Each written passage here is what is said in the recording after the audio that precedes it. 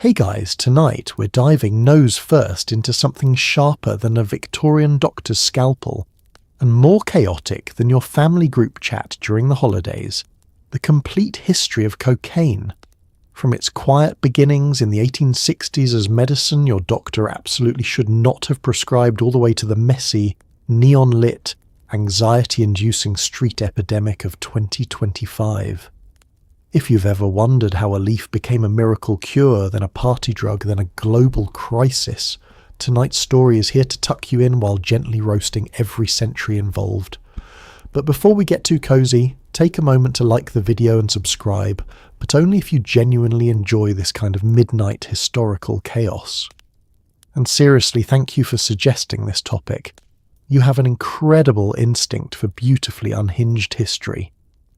Drop a comment telling me where you're listening from and what time it is for you.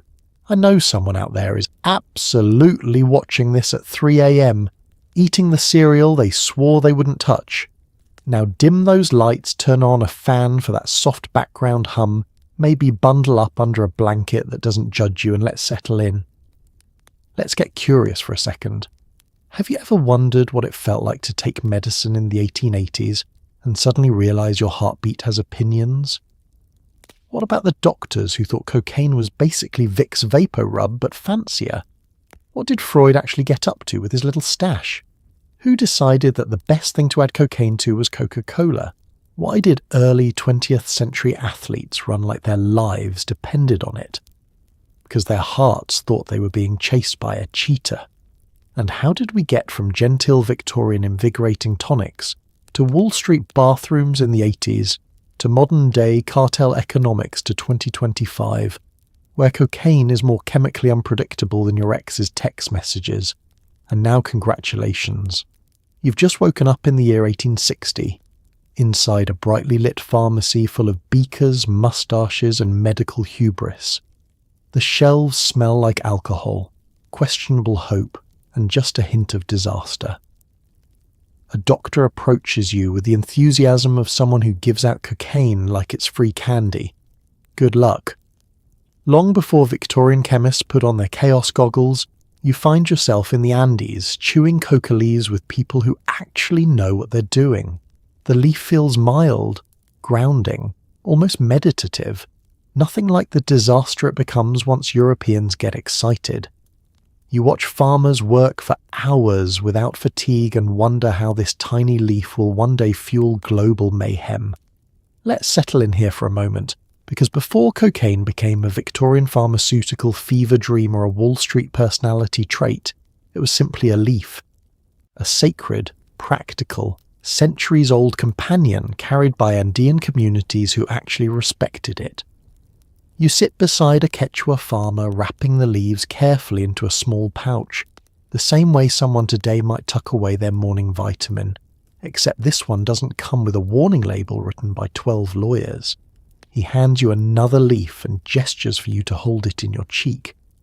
The air is thin up here, mountain crisp, the kind of air that makes your modern lungs consider sending a politely worded complaint. And yet, the coca leaf takes the edge off.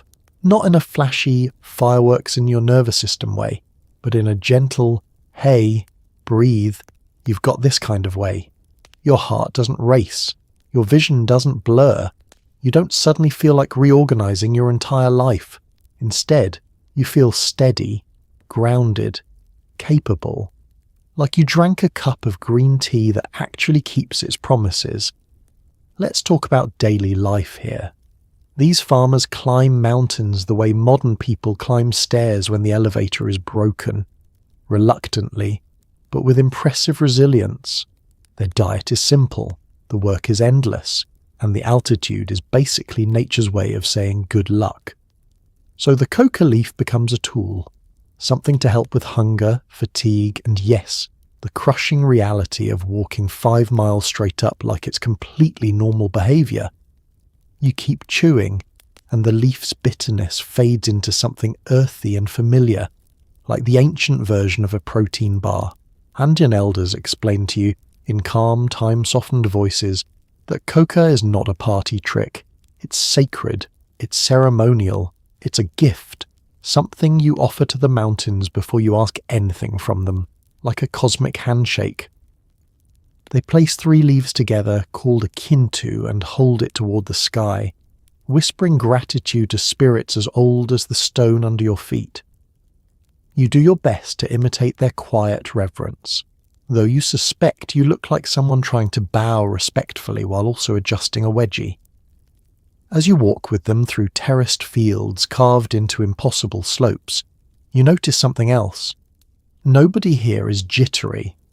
Nobody is sweating through their tunics. Nobody's trying to explain a business idea that sounds like it was written during an anxiety attack. The coca leaf doesn't create chaos. Humans do that later, much later.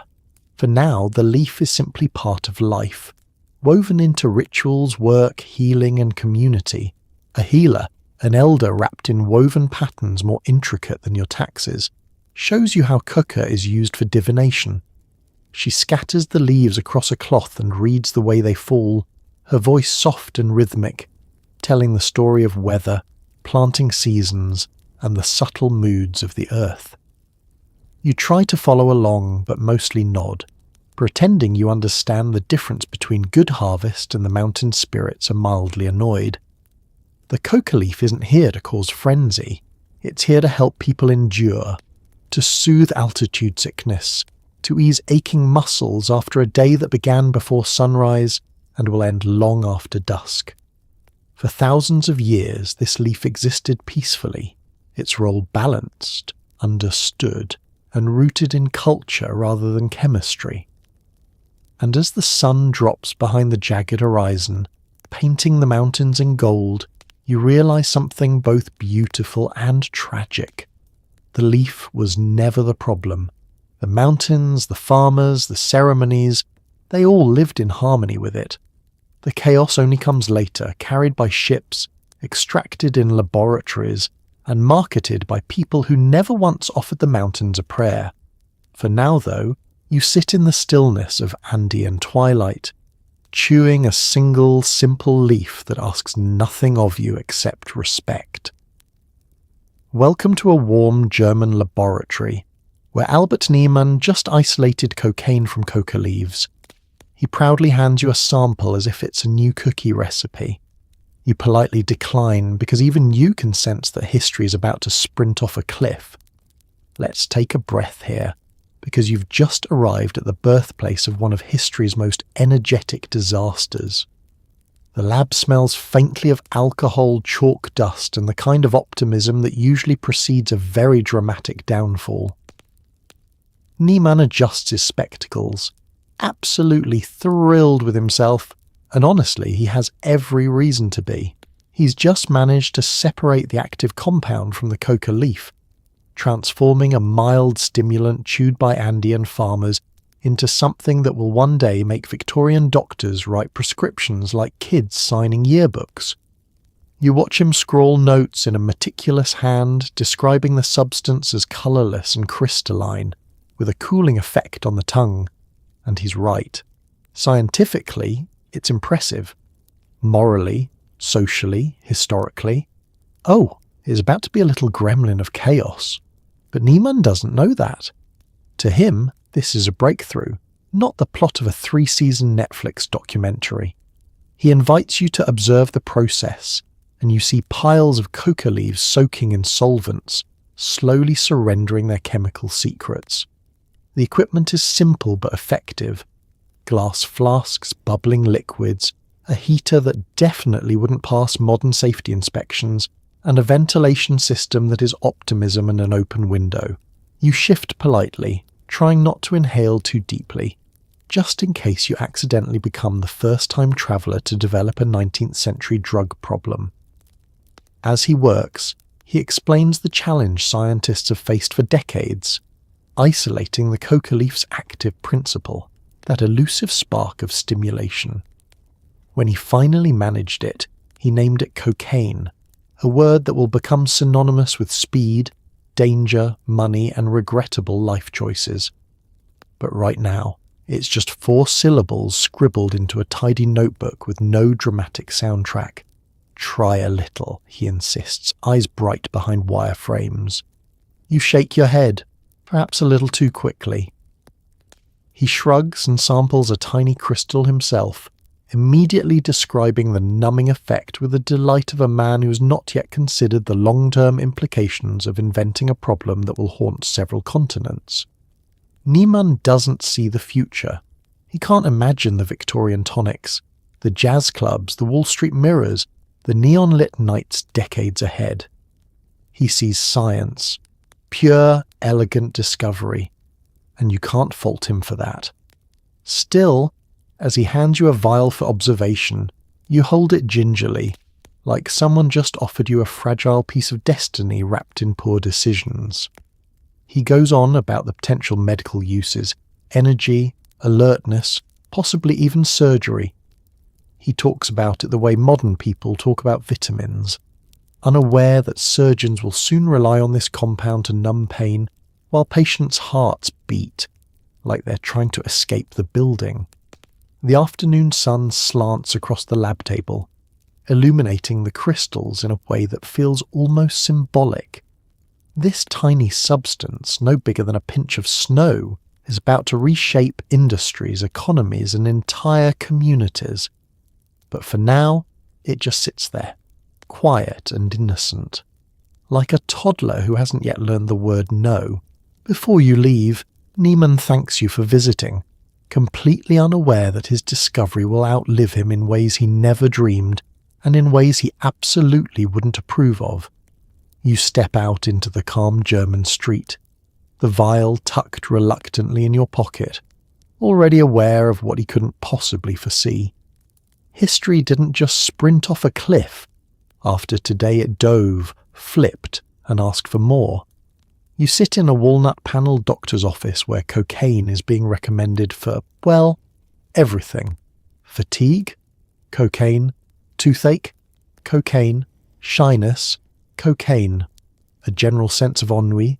Double cocaine. The doctor is vibrating slightly as he talks. The room around you looks respectable enough.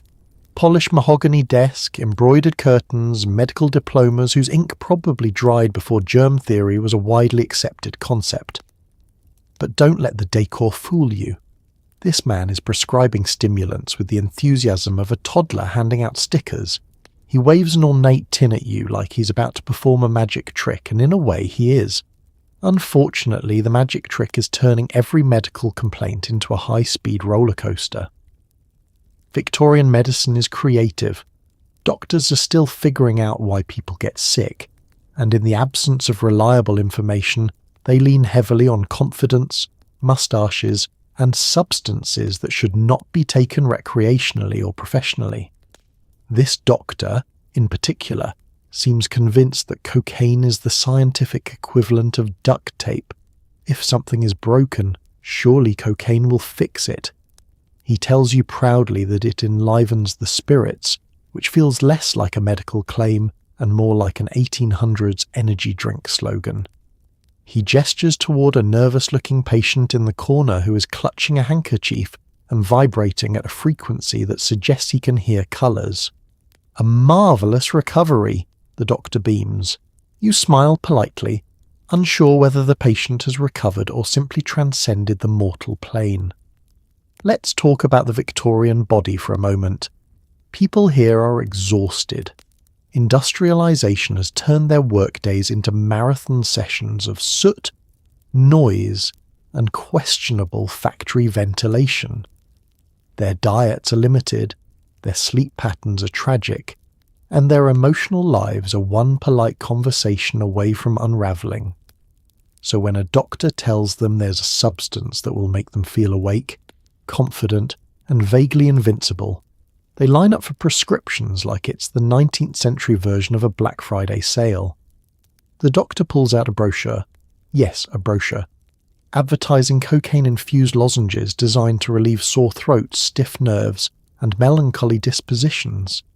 You flip it open and see a drawing of a well-dressed woman smiling in a way no Victorian ever smiled for a portrait. Her eyes suggest she's experiencing euphoria, joy, and possibly the astral realm. Then he offers you a bottle of cocaine wine, a combination of alcohol and cocaine that Victorians consumed casually. like modern people sip iced coffee. One glass, and you'd have enough energy to rearrange your furniture, solve a minor existential crisis, and jog to Belgium. No wonder famous figures loved it. It was basically Victorian Red Bull if Red Bull also convinced you that sleep was a government conspiracy. From the hallway, a mother ushers in her child, complaining of sluggishness. Before she can finish the sentence, the doctor's already reaching for another vial, prescribing youthful invigorator. You stare in horror, suddenly grateful for modern pediatric guidelines that do not include hard stimulants. Still, it's important to understand that these doctors weren't malicious, just wildly optimistic and operating in a world where pharmaceuticals were tested on whoever was closest. They truly believed cocaine was safe, effective, and borderline miraculous. And why wouldn't they? The immediate effects were energizing, mood-lifting, and very profitable. Side effects, on the other hand, were things future doctors would figure out. By the end of your visit, the doctor has recommended cocaine for stress, digestion, overthinking, underthinking, and a slight tickle in your throat. He pats you on the shoulder with jittery enthusiasm, promising that this wonder drug will carry you through life with pep and purpose. You step outside into the foggy Victorian street, clutching a prescription you never planned to fill, fully aware that you just witnessed the beginning of medicine's most energetic mistake, and that this era sprinted confidently toward disaster, with a pocket full of cocaine and not a shred of hesitation. Freud is pacing excitedly, writing essays about the wonderful energizing effects of cocaine. You watch him recommend it to friends with the same enthusiasm as someone pushing a pyramid scheme. His roommates look concerned. Let's set the scene. You're in a slightly cluttered Viennese apartment where genius and chaos live side by side like mismatched roommates who both forgot to pay the rent. Books are stacked in every corner, letters spill off the desk, and in the middle of it all is a young Sigmund Freud, bright-eyed, brilliant, and absolutely fueled by something he really should not be fueled by. He looks like a man who's just discovered both the meaning of life and a new favourite snack. Freud turns to you, hands fluttering with excitement, launching into a monologue about the substance he calls his magical stimulant. His voice takes on that persuasive, slightly manic tone of a person who has had 3 coffees and 1 revelation too many. It sharpens the mind, it invigorates the body. It is, perhaps, a solution to mankind's suffering, he declares, as if announcing the invention of happiness itself. His roommates glance at one another, the silent universal exchange that means we should hide his supply when he goes to sleep.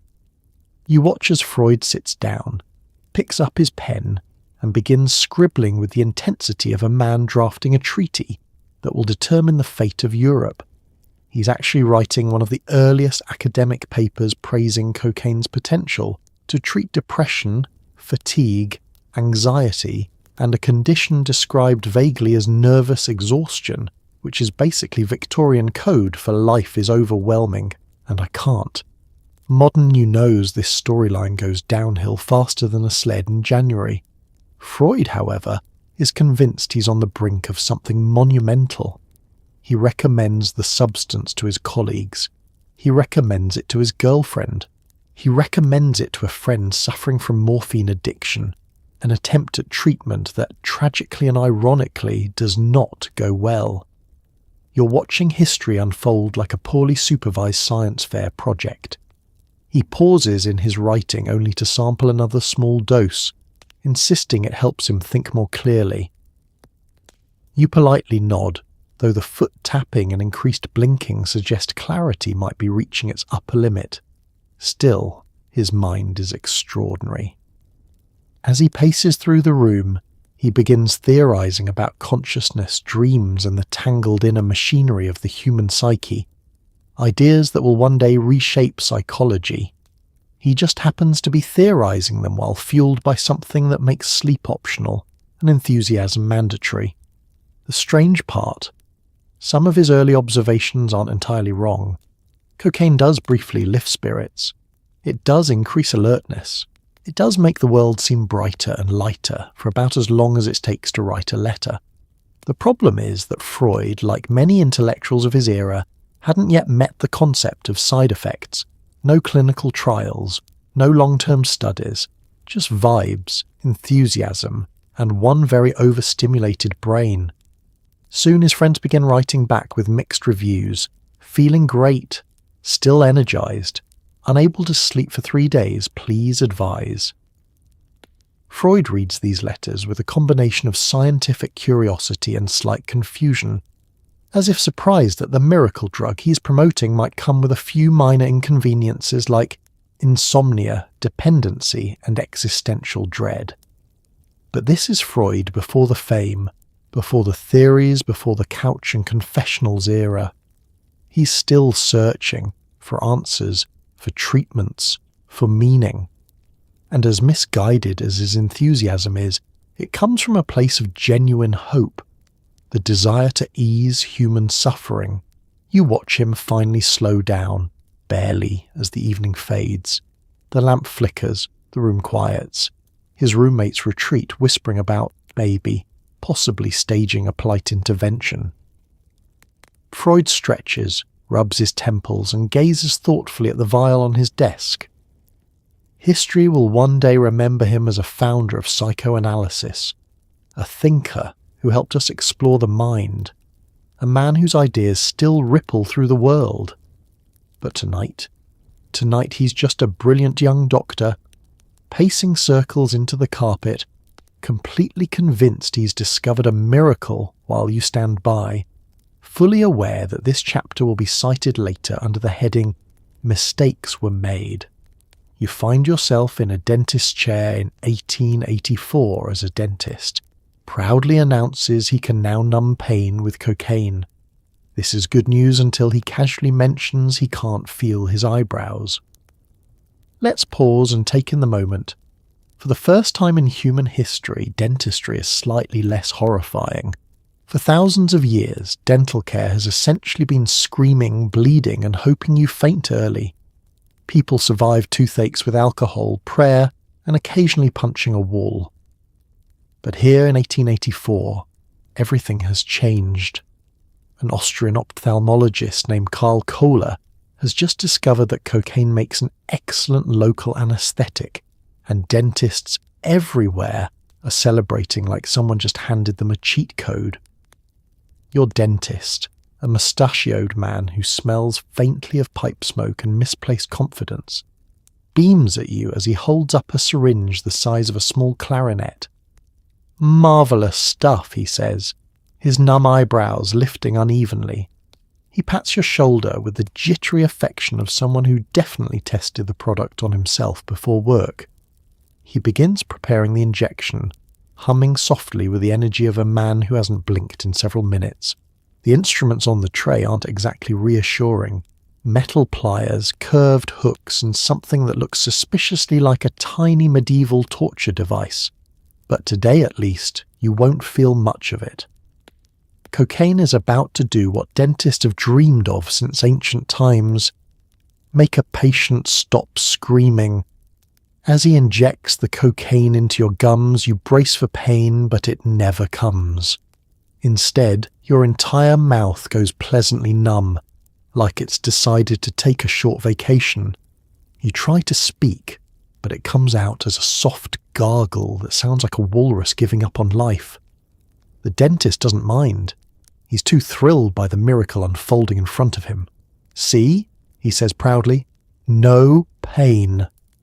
Dentistry has entered the future." He does not mention that the future also involves dentists becoming slightly addicted to their own supplies, but we'll get to that part. Let's talk about what a revolution this truly was. Before cocaine, getting a tooth pulled was a full-body event. You needed a chair, several strong assistants, and a priest on standby. Patients thrashed, fainted, bit through cloth, and occasionally punched their dentist. Now, blissful numbness, silence, efficiency. It's the first time dentistry stops feeling like a punishment from the gods and starts feeling like a profession. The dentist begins his work, chattering happily about the possibilities. Cocaine for eye surgeries, cocaine for throat procedures, cocaine for anything that hurts, and preferably even things that don't. He's already making a list of occasions where he might personally test the limits outside the office, and the list is long. He extracts a tooth with impressive ease. No screaming, no writhing, no emotional trauma that will haunt future generations. He places the tooth into a metal dish with a proud clink. Marvellous, he repeats, wiping his hands as though he's just reinvented dentistry, which, in a way, he has. But as he turns back toward you, you notice something else. The subtle tremble in his hands, the overly rapid blinking, the way he keeps touching his face as if confirming its location. Dentistry may have caught a break, but dentists themselves are entering an era of unregulated enthusiasm. Eventually the numbness fades and you step back out into the late 19th century street, your jaw intact, your tooth gone, and your perspective forever changed. Because today you witness something rare, the moment cocaine helped humanity, before everything else spiraled into chaos, addiction, and disastrous innovation. For now, though, you just appreciate the fact that you survived a dental procedure without trauma. And for 1884, that's basically a miracle. You enter a velvet-draped Victorian parlour where the wealthy are sprinkling cocaine into parties the way modern people sprinkle sea salt. You sip tea and hope nobody asks if you'd like a bump with your biscuits. The room is glowing in that soft golden gaslight haze that Victorians thought made them look elegant, but really just highlighted everyone's pores. A string quartet plays something refined in the corner, although the violinist looks suspiciously alert and the guests drift about like overdressed clouds. Every woman is wearing more fabric than a modern IKEA showroom, and every man has a moustache so sharply waxed it could legally be classified as a weapon. You're here among the creme de la creme, aristocrats, industrial magnates, minor royals who are one family reunion away from bankruptcy, and all of them have discovered cocaine. Not the gentle, socially acceptable coca leaf tonics. No, pure cocaine. The kind Albert Niemann extracted, wrapped neatly in vials and unintentionally delivered into the hands of people who really didn't need more confidence. A hostess sweeps past with a tray of what she calls invigorating lozenges, which is Victorian code for please enjoy this discreet stimulant before the charades game begins. You decline and take another sip of your tea, the only beverage in the room without a secret ingredient, while a guest beside you explains that using cocaine is simply fashionable, darling. You nod politely, as though this clarifies anything. Let's talk about Victorian wealth for a moment. These people already live in a world padded with silk, servants, and so many forks at dinner that choosing the wrong one feels like a social crime. They're bored, monumentally bored, and nothing cures boredom faster than a powder that makes you feel like you've just solved the meaning of life and also invented jazz. The aristocrats gather in small circles, whispering with the intensity of children sharing secrets on the playground. Except their secrets are things like, have you tried the new French-imported crystals? Simply divine. You watch as a baron dips the tip of a silver spoon into a delicate porcelain dish, taps it lightly, and inhales with all the theatrical flourish of someone auditioning for the role of overconfident snowflake number 2. Instantly, he straightens his posture, his eyebrows shoot up, his pupils expand like he just remembered he left the oven on. His wife fans herself vigorously, either impressed or deeply concerned. It's hard to tell under the layers of lace. Conversation in the parlour begins to accelerate. People laugh too loudly. The string quartet suddenly sounds like it's playing 15% faster. Someone insists they can recite all of Shakespeare from memory. Someone else announces that they've invented a new social dance that looks suspiciously like a Victorian attempt at breakdancing. And through it all, the same word keeps floating around the room. Fashionable. Cocaine has become the glittering accessory of the elite, a symbol of wealth, sophistication, and the same kind of questionable decision-making that later leads to bankruptcy scandals and poorly thought-out memoirs. But beneath the sparkle, you sense the shift, the way a harmless parlour fad is quietly turning into something more insidious. One woman excuses herself for the 4th time in 15 minutes. A businessman fidgets so intensely it's like he's trying to telepathically communicate with the furniture. The atmosphere buzzes with an energy that feels less like merriment and more like a collective existential crisis wearing expensive shoes. Still, nobody here will admit that anything is amiss. To them, cocaine is just another indulgence, like oysters, champagne, or loudly complaining about the lower classes. Eventually you slip out onto the veranda, leaving behind the muffled chatter and accelerated heartbeat of the party. The cool night air hits your face, grounding you, and as you look back through the window at the glittering chaos, one truth settles in. High society didn't just adopt cocaine, they glamorized it, packaged it, turned it into a shimmering status symbol, and history, as always. We'll have some very strong opinions about that later.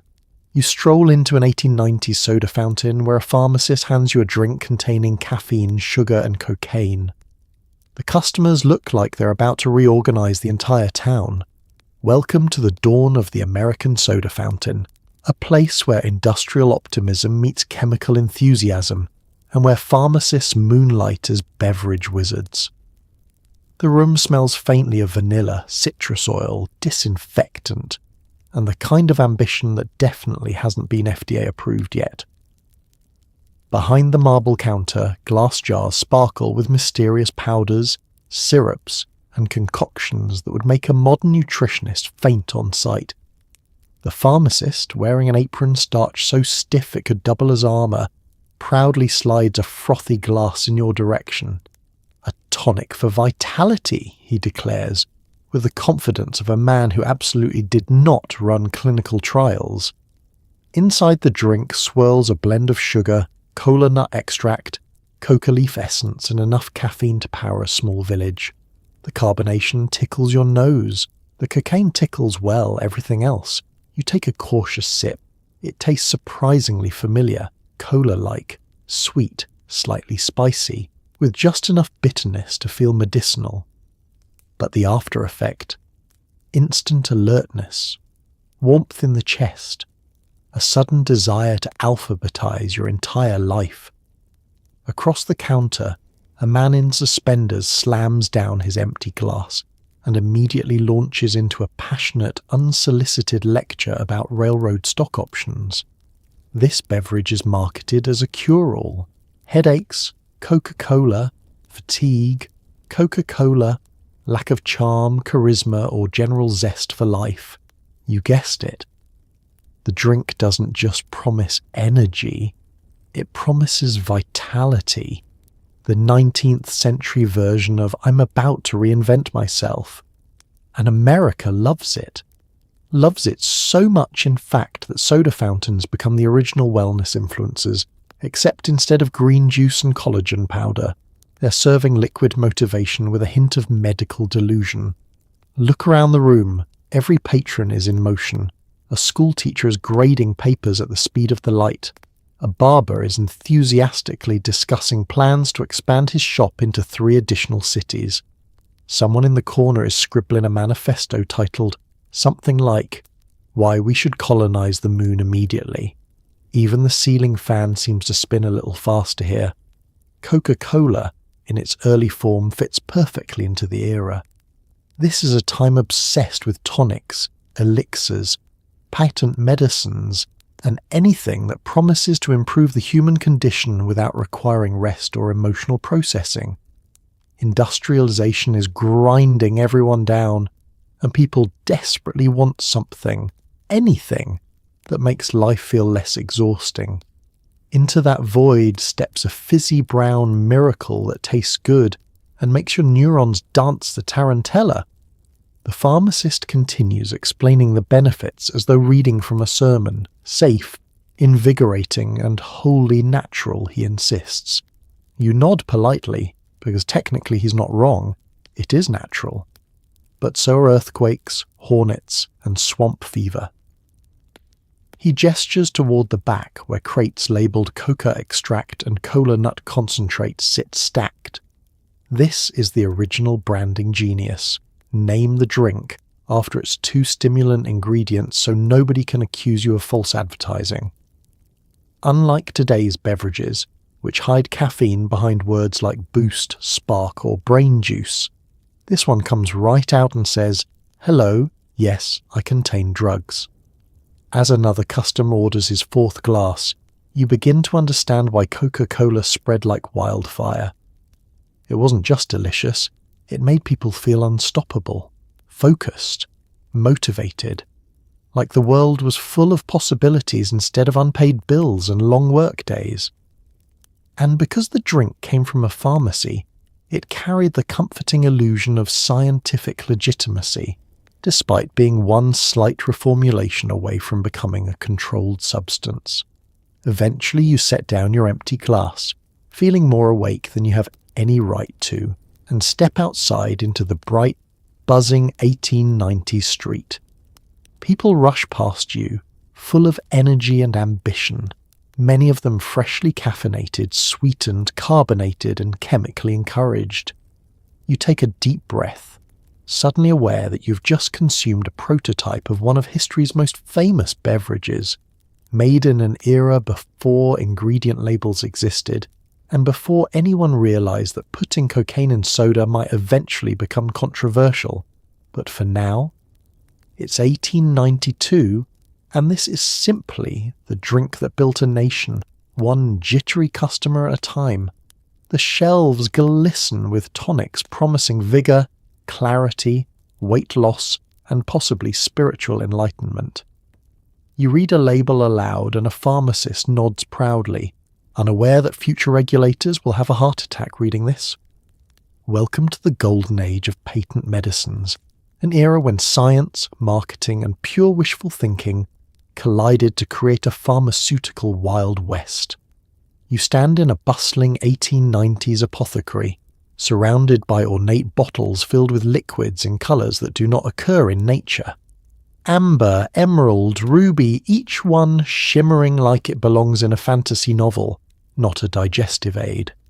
The labels are works of art, printed with elegant fonts and decorated with flourishes that make them look more trustworthy than they have any right to be.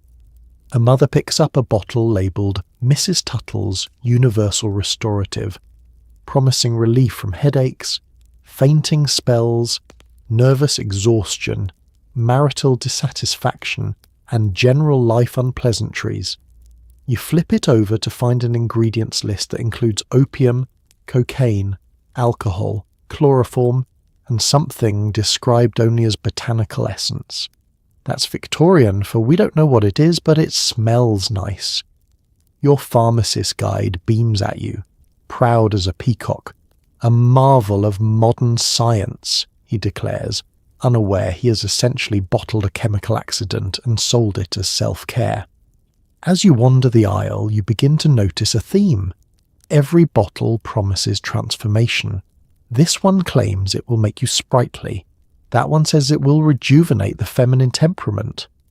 Another says it will restore vigour to husbands who have lost their edge. It's astonishing how many life problems can apparently be solved with a teaspoon of narcotics and a fancy label. Victorians love these tonics because, frankly, life is exhausting. Industrialisation has turned workdays into endurance tests. Cities are crowded, polluted, and full of strange new anxieties. People don't have time for rest, and therapy won't exist for decades. Patent medicines feel like magic, a shortcut to energy, sleep, beauty, or a personality makeover. If you're tired, there's a tonic. If you're too energetic, there's a tonic. If you're bored, stressed, sad, bloated, or simply alive, oh, don't worry, there's definitely a tonic. Across the room, a salesman is passionately pitching a bottle called O'Leary's Nerve Balm. He insists it can cure trembling, fear, stage fright, persistent doubt, and accidental melancholy. You check the ingredients, mostly alcohol with a sprinkle of cocaine to make sure your melancholy is thoroughly startled into submission. A middle-aged man buys 3 bottles. Then there's the weight loss potion, boldly titled Dr. Faulkner's Slenderizing Elixir. According to the label, it boosts metabolism, improves complexion, and gently removes unwanted appetite. A quick inspection reveals the active ingredient is arsenic. The pharmacist assures you this is perfectly safe in small doses, which is historically the same thing people say right before something terrible happens. You pick up a bottle of sleepy time nerve drops, which promises to lull you into restful slumber using a soothing botanical blend. Translation: opium, opium, and also more opium. A tired woman buys some for her husband who snores. This will, without question, solve the snoring, though possibly a bit too permanently. As you continue exploring the shelves, a realization settles in. Most of these remedies don't cure ailments, they distract you from them.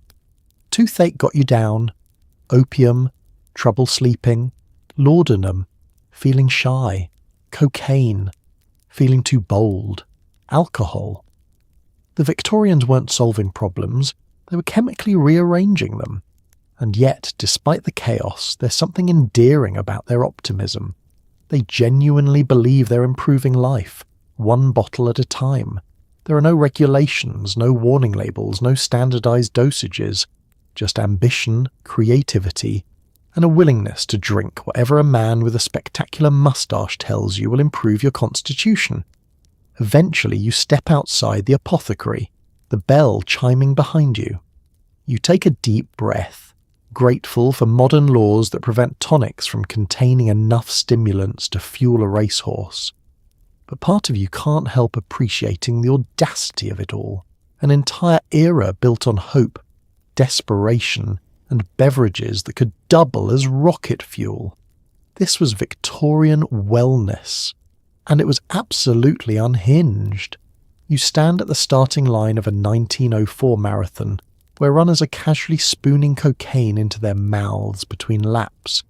One guy jogs past you at the speed of regret. Welcome to the early 20th century, where sports are less about health and more about surviving whatever experimental performance enhancer your coach hands you. The marathon course itself looks like it was designed by someone who'd never seen a human body. Dirt roads, choking dust, blistering heat, and absolutely no water stations. Modern sports medicine would take one look at this setup and immediately call H. As you watch the athletes stretch, you notice something missing. Common sense. There are no electrolytes, no gels, no hydration plans, just a variety of questionable concoctions stored in glass bottles and tin flasks.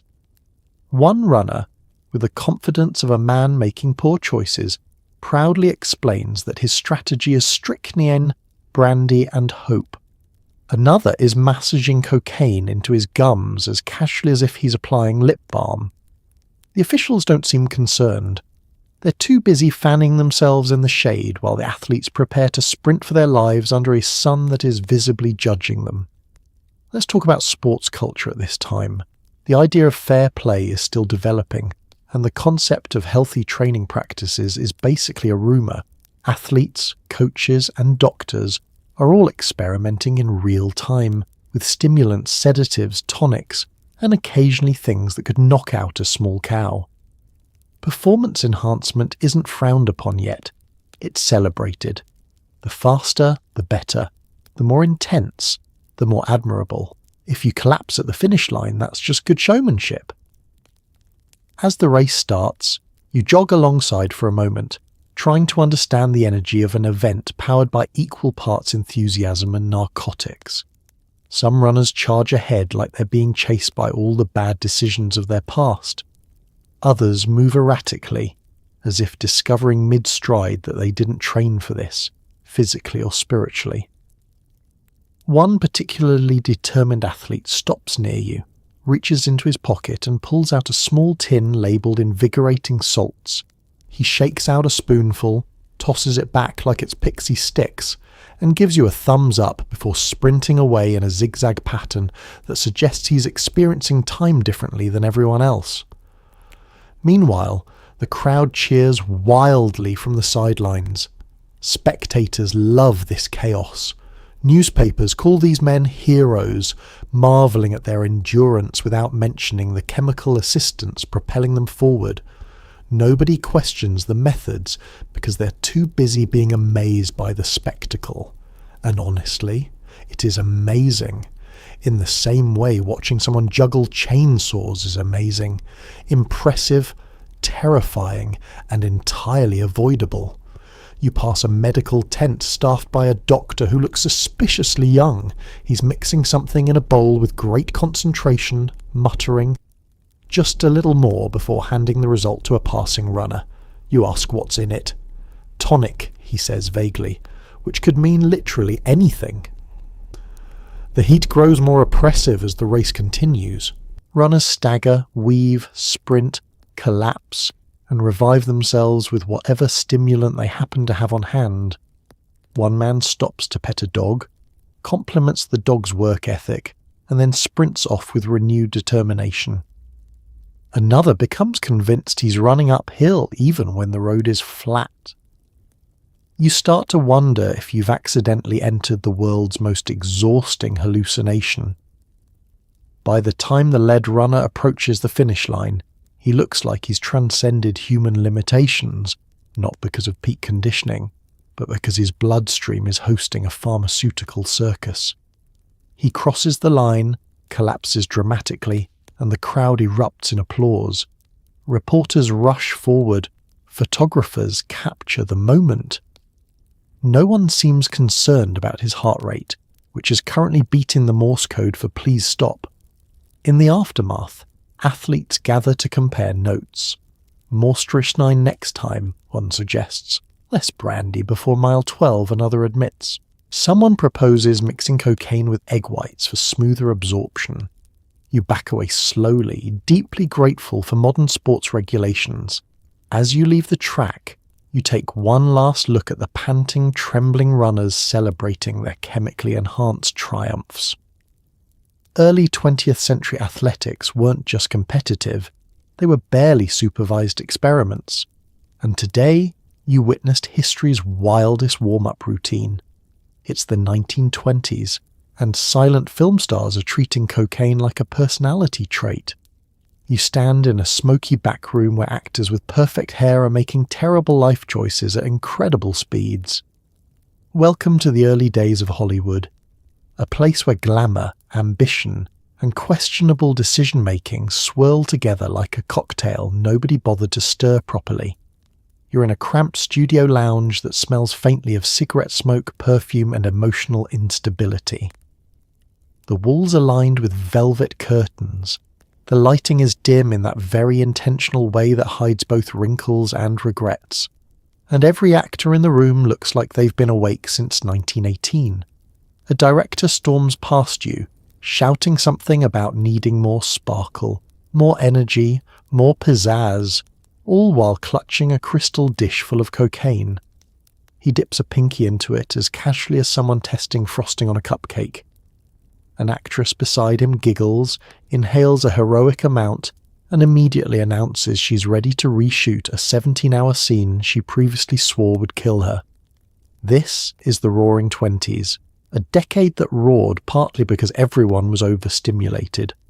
Silent film is at its peak, and these stars are basically demigods, adored, envied, paid exorbitant amounts to look beautiful while sprinting through melodramatic plot lines.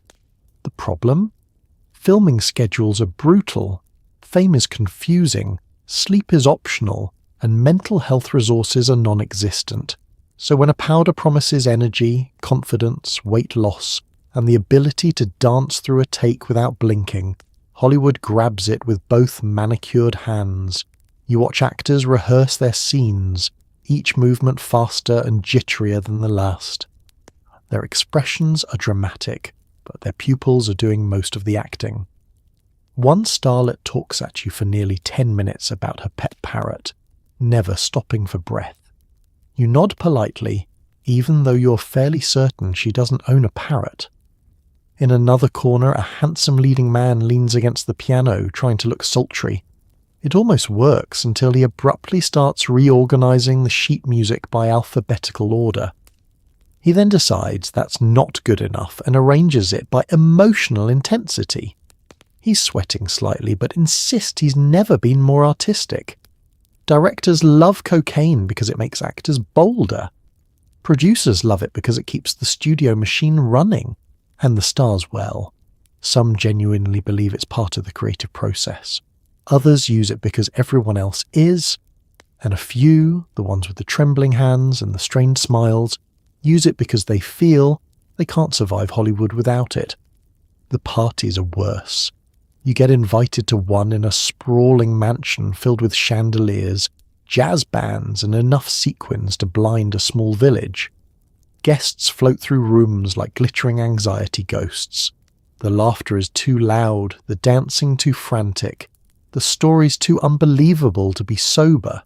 Someone insists you join a group playing a game called Guess Who's Sober, which is both impossible and wildly depressing. And beneath all the glamour, the cracks are already forming. Producer pulls you aside, whispering conspiratorially about an actor who's missed 3 days of filming. A writer confesses he can't sleep anymore because his mind keeps sprinting long after his body gives up. A makeup artist points out the increasingly hollow cheeks and dark circles she's tasked with covering every morning. Hollywood runs on dreams, but it runs even faster on denial. One night, you witness a star collapse on set, heart racing, hands trembling, breath shallow. The director calls for a break, not a doctor. Someone brings water, someone brings more cocaine. You step back, feeling the weight of the moment, the way history is repeating the same mistakes as Victorian medicine, but now with better lighting. Eventually, you slip outside into the warm California evening. The distant sound of jazz floats through the air, but it's softer out here, less frantic. You take a breath, then another, grounding yourself in the stillness.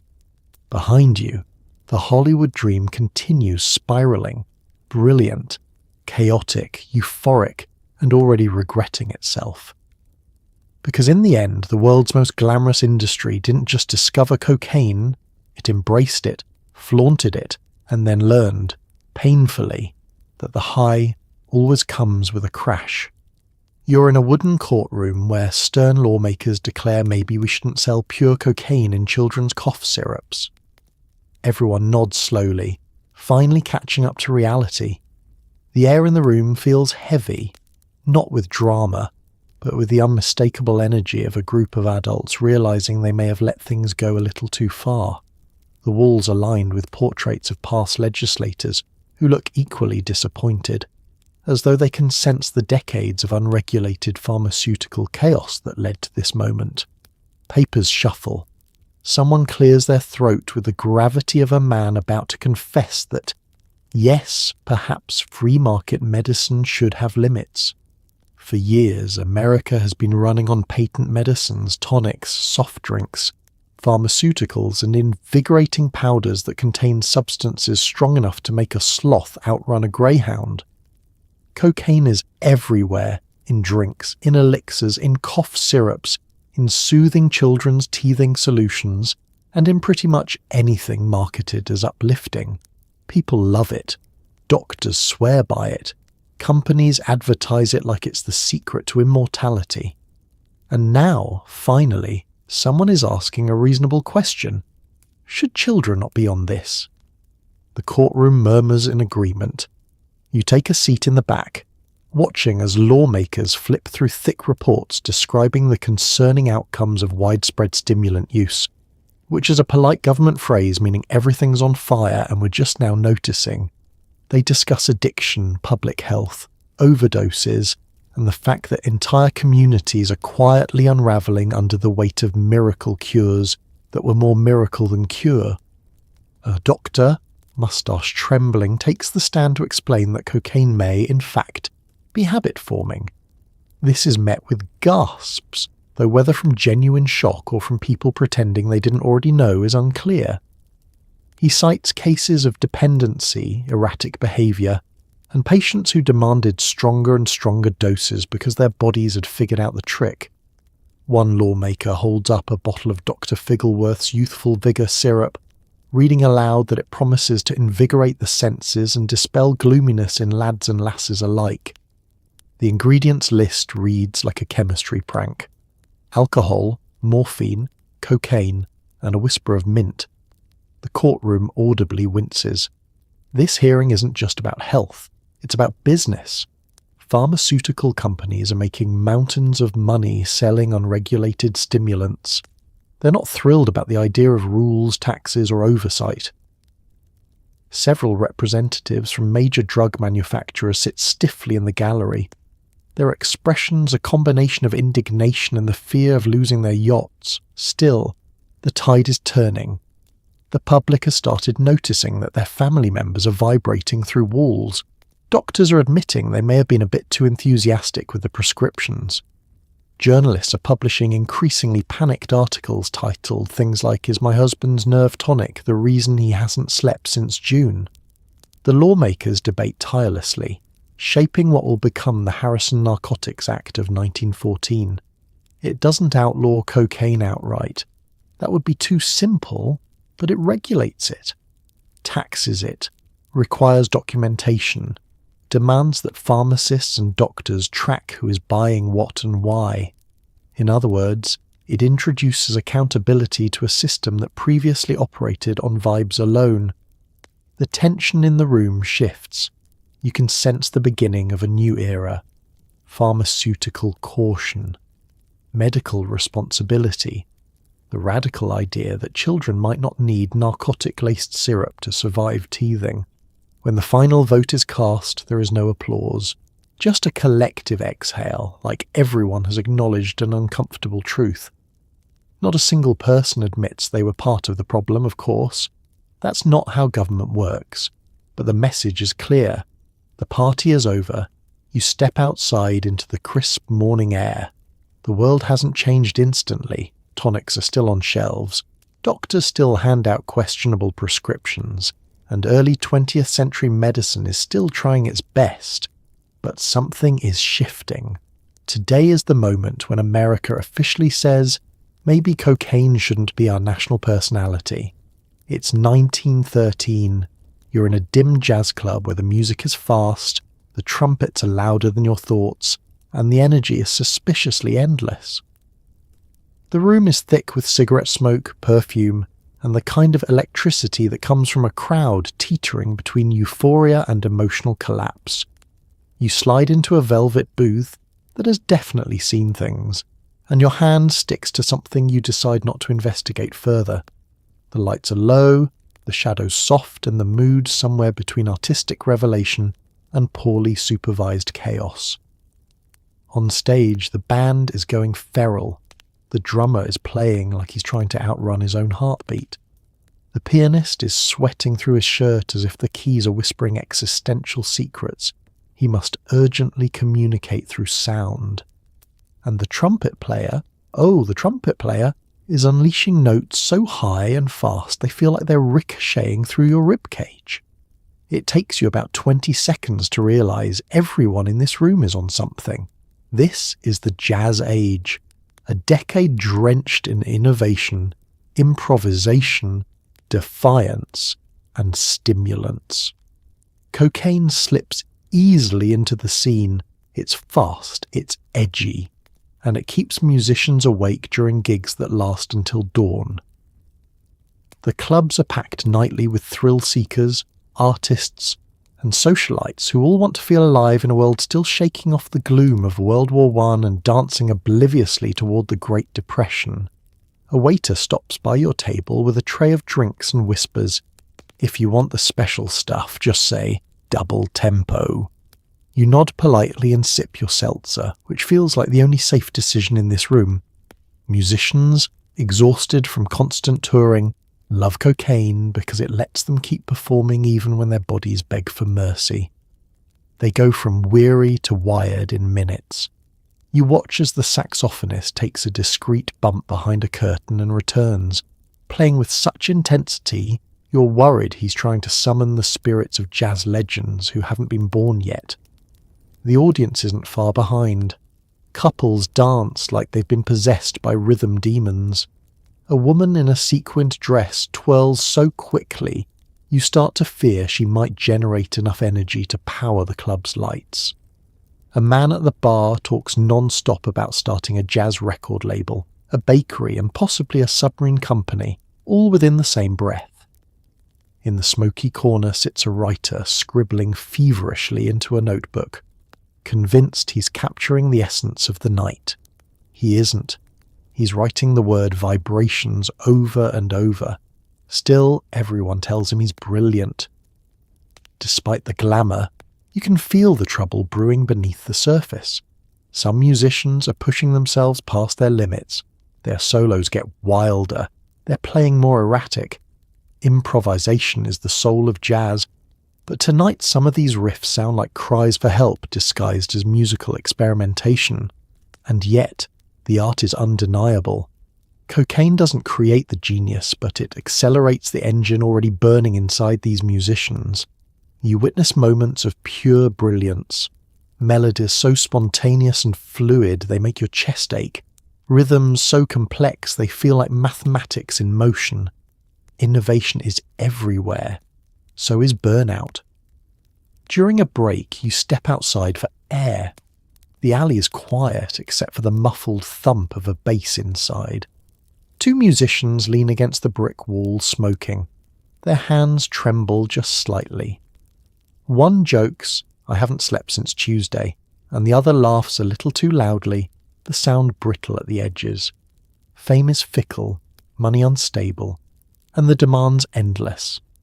Cocaine becomes the glue holding their schedules together, even as it slowly pulls their lives apart.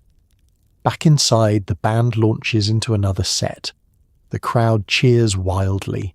The drummer counts them in with sticks clicking like gunshots. You take your seat again and feel the pulse of the room, electric, intoxicating, chaotic, beautiful, and unsustainable. Tonight's magic. Tomorrow is a hangover waiting to happen, and the jazz age, like every era enchanted by stimulants, is playing faster than it can keep up. In this club, for this moment, the tempo's concerning, but the music is unforgettable. You're on a humid South American farm watching small producers realize they're sitting on a gold mine. A man whispers to you, "This will change everything," and you believe him. The air is thick, fragrant, buzzing with insects and possibility.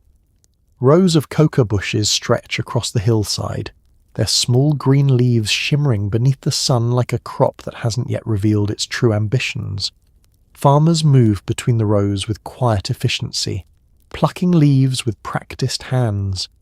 For them, coca isn't scandal or spectacle, it's tradition, livelihood, medicine, culture. But today feels different. There's a hum in the air, a shift. The kind of shift that comes right before history takes a sharp, dramatic turn. You stand beside the farmer who spoke to you, his expression equal parts pride and apprehension. Coca has always been valuable, but only locally. The leaf helped people work, climb, endure. Now whispers drift through the region. There are overseas buyers offering astonishing sums not for the leaf itself, but for what can be extracted from it. Money like this doesn't just improve a village, it rewrites its destiny. And the world beyond these mountains is changing too. The post-war global economy is humming, cities are growing, new shipping lanes open, air travel connects continents, and with every new route comes opportunity, legal or otherwise. Cocaine, once regulated, doctors only, and slipping in popularity, is about to gain a brand new identity as a luxury export. The demand is rising quietly, steadily. like a shadow lengthening in late afternoon. You watch as a buyer arrives, not flashy, not dramatic, just a man in a crisp shirt and polished shoes who looks wildly out of place in the rural heat. He shakes hands, talks numbers, scribbles notes. He mentions contacts in Panama, laboratories in remote valleys, shipments disguised as legitimate cargo. He never raises his voice, but every sentence lands like a blueprint for the future. The farmers hesitate.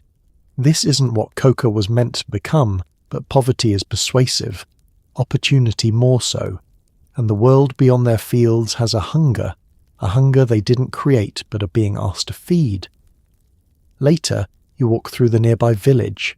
Children play in the dust chasing chickens. Women stir pots of stew over open fires. Life is simple, humbled, vulnerable. Here, money doesn't just buy luxury, it buys survival, electricity, medicine, school books, roofs that don't leak. Entire generations can be changed by the kind of profit coca promises or destroyed by it. That's the tragedy and temptation intertwined. As night falls, you join a group of farmers sharing stories over warm beer and small plates of food. They talk about weather, harvests, rumours from nearby towns. Then someone asks the question everyone is avoiding. What happens when the buyers want more? When they want speed? When they want control? The room goes quiet, because they all know the answer, even if they won't say it aloud. When a product becomes valuable enough, someone will claim it. Someone with money, muscle, ambition. Someone who can organise production, enforce loyalty, bribe officials, crush competition. Cartels aren't born from thin air. They grow from imbalance. From communities that have something powerful but no protection, no infrastructure, no leverage. You step outside into the heavy darkness. The moon casts pale light across the fields. Somewhere in the distance a dog barks. Somewhere else a train whistle echoes, a reminder that the outside world is drawing closer faster than anyone here realizes. The farmer from earlier joins you and quietly says, "People think danger arrives all at once, but it comes slowly, like this."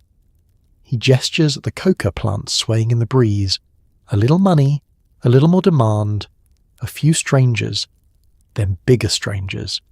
You both stand there, listening to the rustle of leaves, knowing that these quiet hills will not stay quiet for long. The seeds are planted, not just in the soil, but in the global market, the political landscape, and the ambitions of men who see opportunity where others see risk. And these seeds will grow into something vast, powerful, and terrifying. Because tonight, on this humble farm, the early roots of the modern cocaine trade are settling in, and the world has no idea what's coming.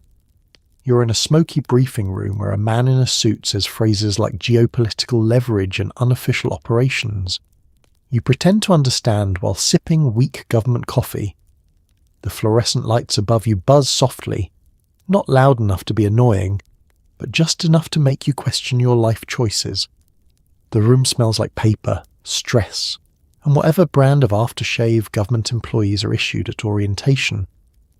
Around the table sit several men in stiff suits wearing expressions that hover somewhere, between grave seriousness and I didn't read the full report either. A slide projector clicks on, illuminating a grainy map of South America that appears to have been drawn by someone who has never actually seen South America. The man leading the meeting, let's call him Agent Beige, clears his throat and begins speaking in a monotone that could tranquilize a horse. Our objective, he says, is to monitor the emerging coca economy. This may serve as a potential asset in larger geopolitical initiatives. You nod as though this makes any sense whatsoever, though internally you're screaming the way someone screams when they accidentally click reply all. He continues using phrases like shadow networks, counterbalances, and classified interests while flipping through documents with the gravitas of a priest turning pages of sacred scripture. You glance around the table. One man is taking notes aggressively, as though punctuation is a personal enemy. Another is staring into space, clearly wondering if he left the stove on. A third is nodding so slowly it looks like gravity is winning. Eventually the conversation drifts towards something called covert resource influence, which you quickly interpret to mean the CIA is about to meddle in something again. Here's the thing, it's the 1950s, the era when America viewed every global event as either a communist plot or an opportunity to create one. The CIA is young, hyperactive, and experimenting with covert operations like a teenager experimenting with haircuts. And now, with coca production rising in remote regions, someone in this very smoky room has decided it might be strategically useful. Agent Beige taps the map with a pointer, landing on areas where small farms are turning coca leaves into the economic equivalent of lottery tickets. The tone of his voice suggests this is both an opportunity and a problem. The bureaucratic equivalent of this might be fine, or it might explode in our faces. Unstable governments, he drones, present both risks and strategic openings, which is CIA speak for. We are absolutely going to get involved even though we shouldn't. The plan, loosely and boringly outlined, involves intelligence gathering, political nudging, logistical monitoring, and maybe a couple of unofficial partnerships with people whose resumes would include warlord if resumes were a thing out here. The CIA doesn't intend to build a cocaine trade, but it absolutely intends to understand it, steer it, and occasionally pretend it knows what it's doing. A younger agent whispers to you, "Half the time we have no idea what the other half is doing. You believe him instantly." Meanwhile, the coffee in your cup tastes like it was brewed during World War II and never refreshed. A secretary refills it anyway, as though hydration will help you comprehend the convoluted spirals of Cold War policy. It does not. As the meeting drags on, a pattern becomes clear. The CIA doesn't fully grasp the long-term consequences of the forces it's nudging. To them, coca production is just another pawn in a global chess match, because in the 1950s, everything is a chess match. One move to counter communism here, one move to stabilize a government there, and maybe, just maybe, cocaine is the unfortunate rook stuck in the middle. When the briefing finally ends, the suits shuffle out, murmuring about future directives and operational discretion. No one mentions the giant glaring truth. These early decisions will eventually weave into decades of cartel violence, international crisis, and a drug epidemic that no one in this room is remotely imagining. You step out into the sunlight, blinking, inhaling fresh air that doesn't taste like bureaucracy. Behind you, the CIA continues planning, charting, meddling, nudging, not entirely aware that history has put a very large, very dangerous snowball at the top of a very long hill, and it's about to roll. The floor vibrates beneath your feet as someone in platform shoes offers you cocaine with the same enthusiasm as a Costco sample. You politely decline because the lighting is too bright for nonsense. Welcome to the 1970s, where nightlife is less nightlife and more a continuous loop of glitter, music, questionable decisions, and outfits that would crack your lower back in modern times. You're standing in the middle of a disco club, the kind of place where every surface reflects light, every song demands movement, and every person appears to have been dipped in oil before leaving the house. The music thumps with the emotional subtlety of a freight train. Bass lines vibrate your ribs. Mirror balls scatter light like the universe is trying to communicate through sparkles. And the fashion, pure chaos wrapped in polyester. There are jumpsuits, sequins, deep V-shirts, chest hair showcased like museum exhibits, and enough hairspray in the room to alter local weather patterns. But the real star of the decade, besides the disco beat, is cocaine. It's everywhere, woven into the culture like glitter between floorboards. wealthy socialites, burned-out musicians, investment bankers who pretend they're not addicted. Everyone treats cocaine like it's the unofficial theme of the decade. Someone in a shimmering gold outfit bumps into you, laughing breathlessly as they fix their hair.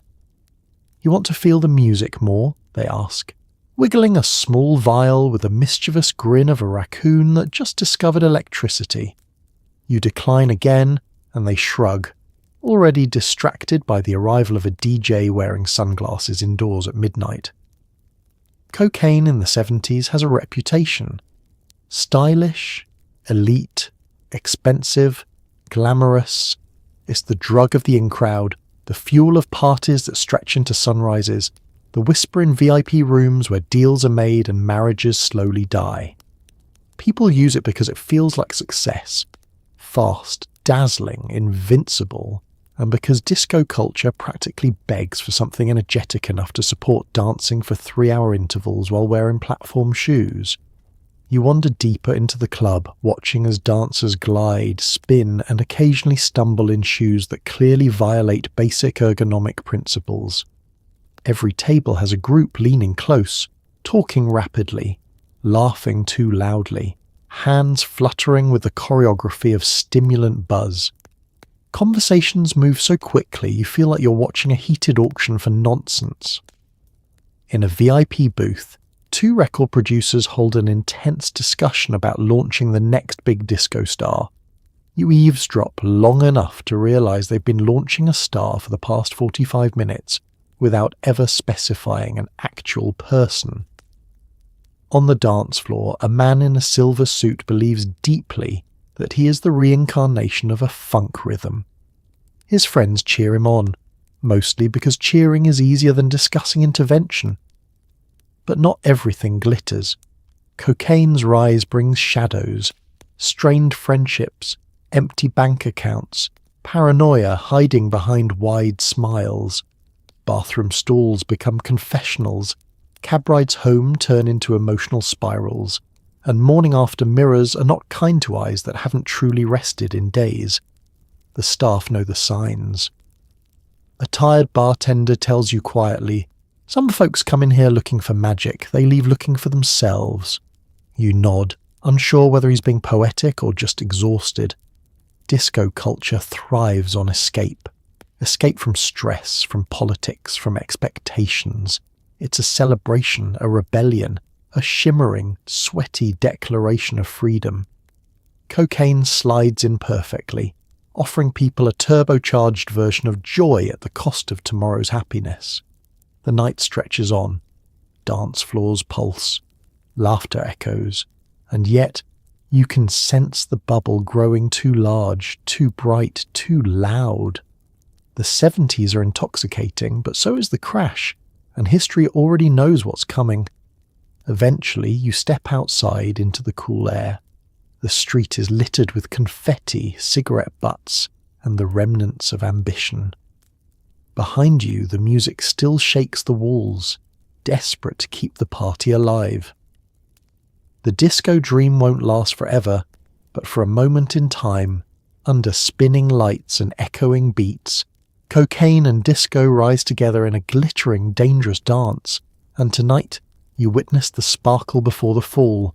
You're in a Manhattan skyscraper watching brokers inhale confidence directly off glass tables. They talk about the market like it's a pet dragon only they can control. The carpet is so plush your shoes sink into it like quicksand made of money. The windows stretch from floor to ceiling, showcasing a skyline that looks like it was built just to stroke egos. Phones are ringing non-stop. Paper is flying through the air like confetti at a parade for questionable decision-making. And everywhere, you hear the frantic clatter of keyboards as brokers chase fortunes with the desperation of someone trying to catch a falling sandwich. This is peak 1980s. Reaganomics, record-breaking bonuses, hair sprayed so stiff it could deflect arrows. And cocaine? Cocaine is the unofficial office mascot. Someone bumps into you holding a gold-plated pager and a rolled-up newspaper that is definitely not for reading. He apologizes, snorts, then sprints away shouting, "Buy everything!" No one questions this. Wall Street in this era is a pressure cooker disguised as a playground. The brokers work insanely long hours, sleep irregularly, and have stress levels that could power entire cities. They're young, aggressive, overconfident, and undersupervised. A combination that historically leads to either massive financial success or the kind of life choices that get turned into cautionary HBO dramas. You weave through the trading floor, watching men in suspenders slam phones down so hard you swear the desk winces. A guy beside you is explaining that he's close to a breakthrough strategy, while scribbling equations that look like the homework assignment of someone spiralling through their 9th espresso. He's sweating profusely but insists he's fine. The pace is relentless. Yuppies, young urban professionals, in $2,000 suits dart around the room like caffeinated gazelles.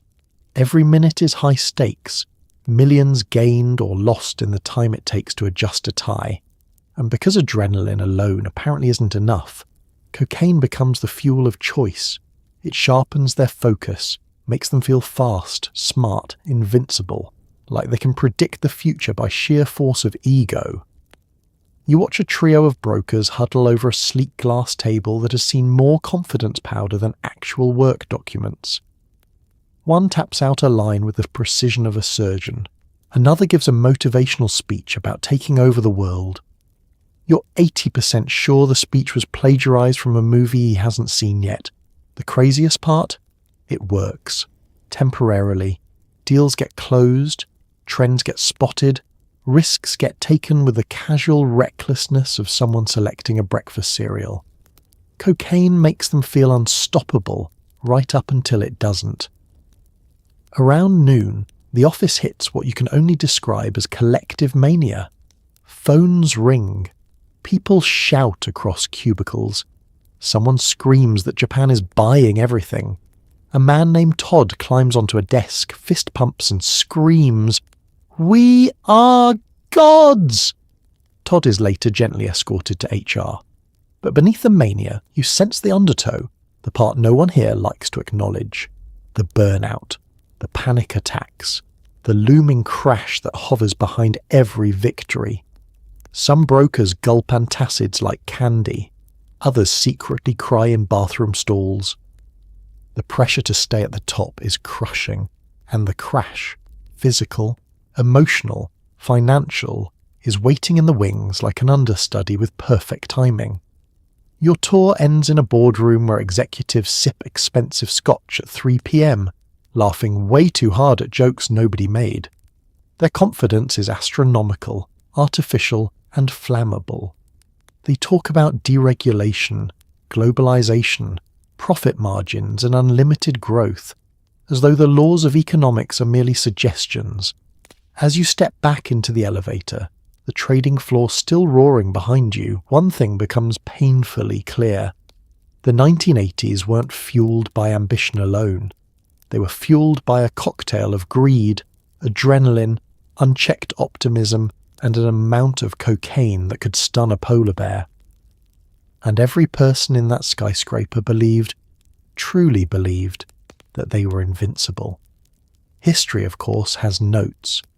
You stand on a street corner in the 80s where communities are unravelling under systemic neglect, police violence and cheap, fast-acting forms of cocaine. The air feels heavy. This isn't the glitzy side of the decade. No mirrored dance floors, no Wall Street bonuses, no neon-lit fantasies of invincibility. This is the forgotten America, where abandoned buildings lean like exhausted giants, and sirens replace cicadas as the soundtrack of summer. You pull your jacket tighter. There's tension in the air that goes beyond fear. It's exhaustion, accumulated over generations. The exhaustion of people who've been told repeatedly to work harder while the world quietly pulls the ladder out from under them. The 80s crack epidemic didn't appear magically. It grew from fertile ground shaped by redlining, unemployment, disinvestment, racism, and the slow decay of once thriving urban neighbourhoods. When factories closed and jobs vanished, something else slipped into the void. something cheap, potent, and devastatingly addictive. Crack cocaine, dealers on the corner call out softly. Their product is fast, cheap, and instantly destructive. You watch teenagers, barely out of childhood, trying to look older as they keep watch at the end of the block. You watch mothers hurry their kids past the chaos, shielding their eyes. You watch people who were once stable, once hopeful, now pacing sidewalks with restless desperation, searching for the next escape from lives filled with heartbreak and scarcity. It's impossible not to feel the gravity, and yet, above it all, the political rhetoric of the time blares like a cruel joke. Just say no. As if addiction were a casual invitation, as if people here had been given real choices. Police cars prowl the streets not quietly. Officers move aggressively, their presence less protection and more occupation. War on drugs, the government calls it, but the war seems to focus almost exclusively on neighbourhoods like this one. You can feel the imbalance in the way people flinch when a cruiser rolls by, the way conversations stop cold. Families torn apart by addiction are then torn apart again by policing. In the alley beside you, you hear coughing, the hollow, raspy sound of someone trapped in a cycle that feels impossible to break. A woman leans against a brick wall, shaking, her eyes begging for relief. She wasn't always this way. Addiction doesn't care about identity, only vulnerability. And these neighbourhoods have endured more vulnerability than most places ever will. Inside a local community centre, one of the few lifelines left, volunteers hand out sandwiches, warm clothes, pamphlets about treatment options that are underfunded and impossible to access. You sit at the edge of a folding table, listening to a social worker talk about waiting lists that are months long. Federal money floods law enforcement, not healthcare. The imbalance is staggering. Meanwhile, politicians stand in front of cameras, waving bags of seized crack, promising order while ignoring the root causes that created the crisis. People need housing, jobs, mental health support, addiction treatment, not longer prison sentences. But the narrative is irresistible to those in power. Crack becomes a symbol, and the people suffering become statistics, talking points, headlines. You walk past a row of brownstones where windows are boarded up, where graffiti shouts anger and desperation. Beneath it all, though, you see flickers of hope, grandparents raising children with fierce love, churches hosting midnight meetings to keep people safe, teenagers playing basketball in vacant lots trying to carve out pockets of normalcy. The tragedy of the crack epidemic is not just the drug itself, it's the failure of a society that abandoned entire communities, then punished them for trying to survive the fallout. As evening settles, more sirens echo. A helicopter circles overhead like a mechanical vulture. You stand in the flickering street lamp glow, absorbing the weight of this chapter, a chapter where policy, prejudice and poverty collided in a storm that reshaped lives for generations. And as you step away from that street corner, the heaviness follows you. Because this wasn't just history, it was trauma. It was systemic, and it left scars that still haven't fully healed. A television blinks in the dark as a calm voice suggests that all drug problems can be solved by politely declining them. You sip warm milk and quietly disagree. It's the mid-1980s, and America is in the middle of a full-blown moral panic. Politicians are giving speeches about decency. News anchors are furrowing their brows with professional concern, and every school gym in the country smells faintly of rubber basketballs and oversimplified messaging. You sit cross-legged on a carpet that feels like sandpaper, surrounded by children watching a grainy VHS where Nancy Reagan appears like an elegantly dressed fairy godmother of drug prevention. Her message is simple. Just say no. She delivers it with warmth, sincerity, and the unwavering confidence of someone who has never tried to convince a teenager to do anything. Ever. The lights flicker as the film strip continues.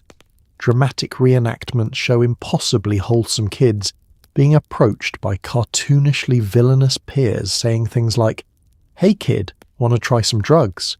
which historically is not how peer pressure works.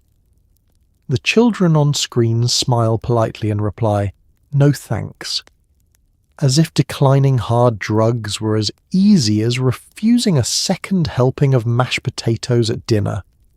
Meanwhile, in the real world, the one outside this gym, the drug crisis is far more complicated. Families are being torn apart by addiction. Communities are already drowning under the weight of the crack epidemic. And nobody's offering them a catchy slogan or an after-school special. But in this gym, and in countless others across the country, children are being taught that prevention comes down to good manners. You glance over at a classmate who once stole a glue stick for the thrill. He raises an eyebrow as if to say, "Sir, this can't be the whole plan." The program rolls on. Police officers march onto the TV screen to explain, in monotone voices, that drugs are bad and will ruin your future. They do not mention the policies currently sweeping the nation, mandatory minimums, 3 strikes rules, and a justice system growing increasingly punitive. Just say no sounds less like a movement and more like a slogan designed to fit neatly on a button. Later, you're ushered back to class where teachers distribute glossy pamphlets filled with statistics, warnings, and clip art silhouettes of children making good choices. You flip through yours and discover a section titled Alternatives to Drugs, which includes suggestions like ride a bike, eat fruit, and join a stamp collecting club, which feels less like addiction prevention and more like advice from a well-intentioned grandmother. But beyond the simplicity, there's something deeper happening. For many Americans, Nancy Reagan becomes the face of an anti-drug crusade that promises clarity in a chaotic era. Parents cling to the message, hoping it will protect their kids. Schools adopt it with gusto. Politicians amplify it until it becomes a national anthem of moral purity. Still, beneath the surface, cracks are forming, the kind that don't get addressed in PSAs. Children in affluent suburbs get education. Children in poor neighbourhoods get enforcement. One group is taught to avoid drugs. The other is held responsible for the epidemic. Just say no doesn't account for trauma, poverty, mental illness, systemic inequality, or the hundreds of reasons people fall into addiction. It offers a tidy message for a messy reality.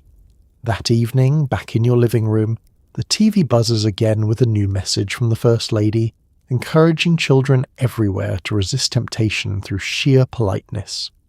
You sip your warm milk, now lukewarm, and think about how many grown adults in charge of the country are relying on a catchphrase instead of a plan. Down the street, a family struggles to keep their son out of jail. Across town, a mother works 3 jobs while battling her own addiction in secret. In cities nationwide, communities face the fallout of policies that punish the addicted instead of helping them. And you, sitting there on the carpet, realize something Nancy Reagan never mentions. Real problems don't disappear just because you tell them no. The TV flickers off, the room goes dark, and America continues sleepwalking through a crisis that no slogan can solve. You're crouched behind a wall in the 90s as armoured trucks roar by. Economists will one day explain this with graphs. You prefer not to think about it. Dust kicks up around you as a convoy of trucks thunders past. Vehicles plated with steel, windows tinted so dark they could hide an entire political scandal. Engines roaring like beasts raised on gasoline and vengeance.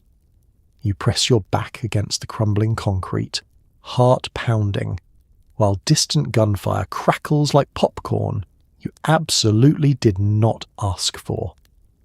Welcome to the 1990s, when the global cocaine trade becomes less organised crime and more full-scale military operation. The air tastes like diesel, fear, and humid jungle. Somewhere out there, helicopters hover menacingly. Dogs bark. Radios squawk. Someone shouts orders too frantically to sound confident. This isn't the sleek Hollywood version of cartel activity. This is raw, chaotic, terrifyingly real.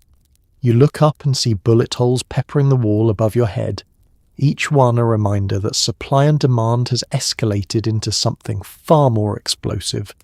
The 90s are the era when cartels evolve from shadowy criminal networks into full-blown paramilitary forces. The profits from cocaine trafficking are astronomical, enough to corrupt officials, buy elections, fund armies, and transform remote villages into fortified strongholds. You watch as a group of men in mismatched uniforms hustle past, gripping rifles with the tension of people who haven't slept in days.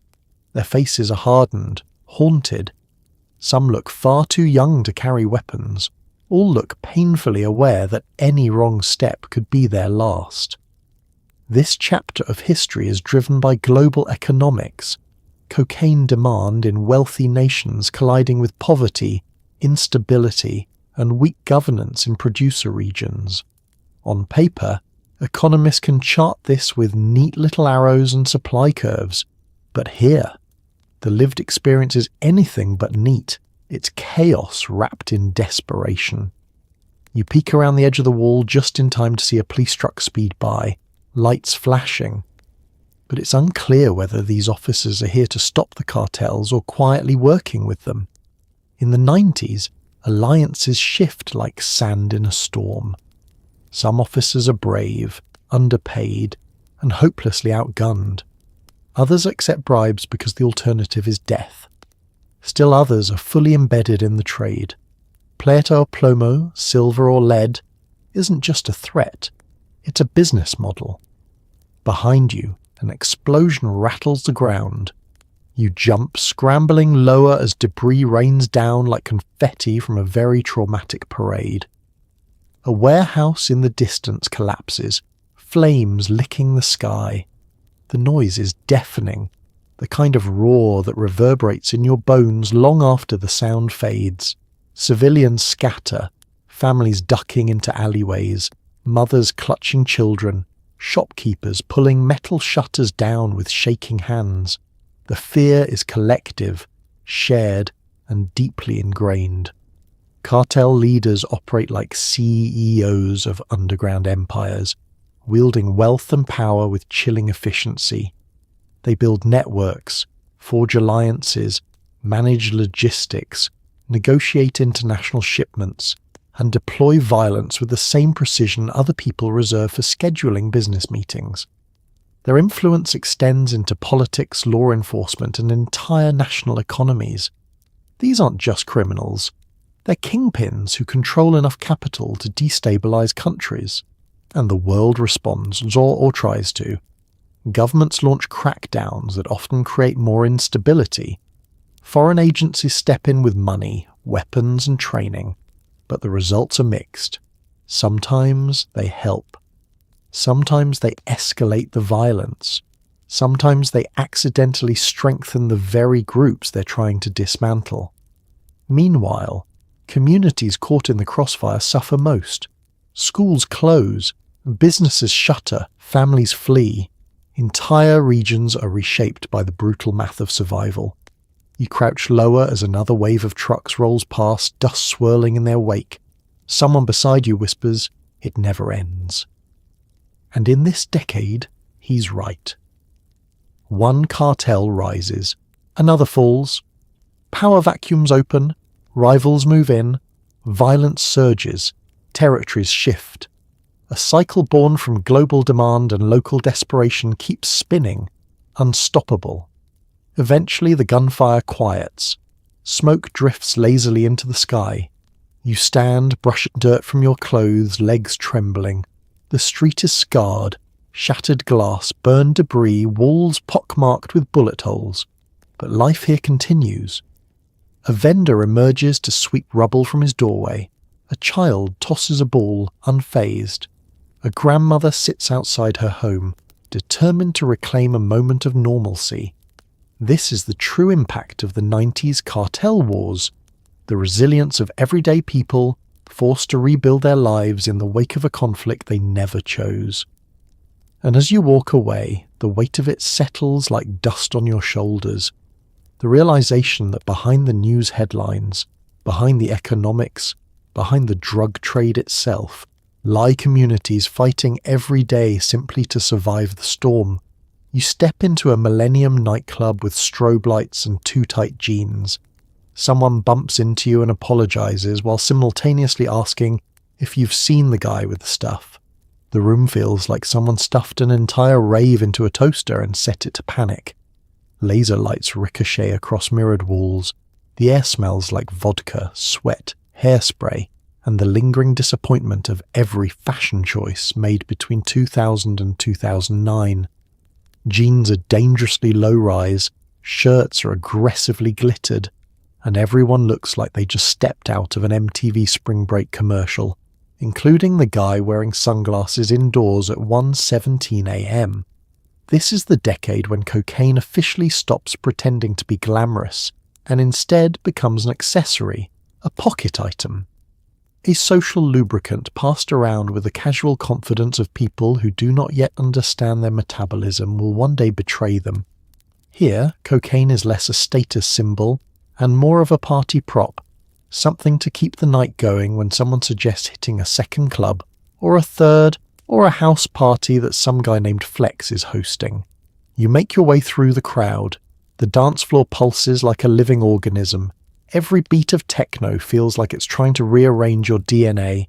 People dance with that specific 2000s energy, the kind fueled by Red Bull, unresolved emotions, and the belief that chunky belts are a personality trait. Near the bar, two friends argue about whether the DJ is a genius or a menace. One keeps touching his nose, sniffing loudly. He claims it's allergies. It is not allergies. Around them, small groups lean close, speaking in urgent whispers about lines, energy, and the bathroom stall that locks better. The club bathroom is exactly as terrifying as you expect. You crack the door open and find a group of people doing bumps using a Blockbuster membership card.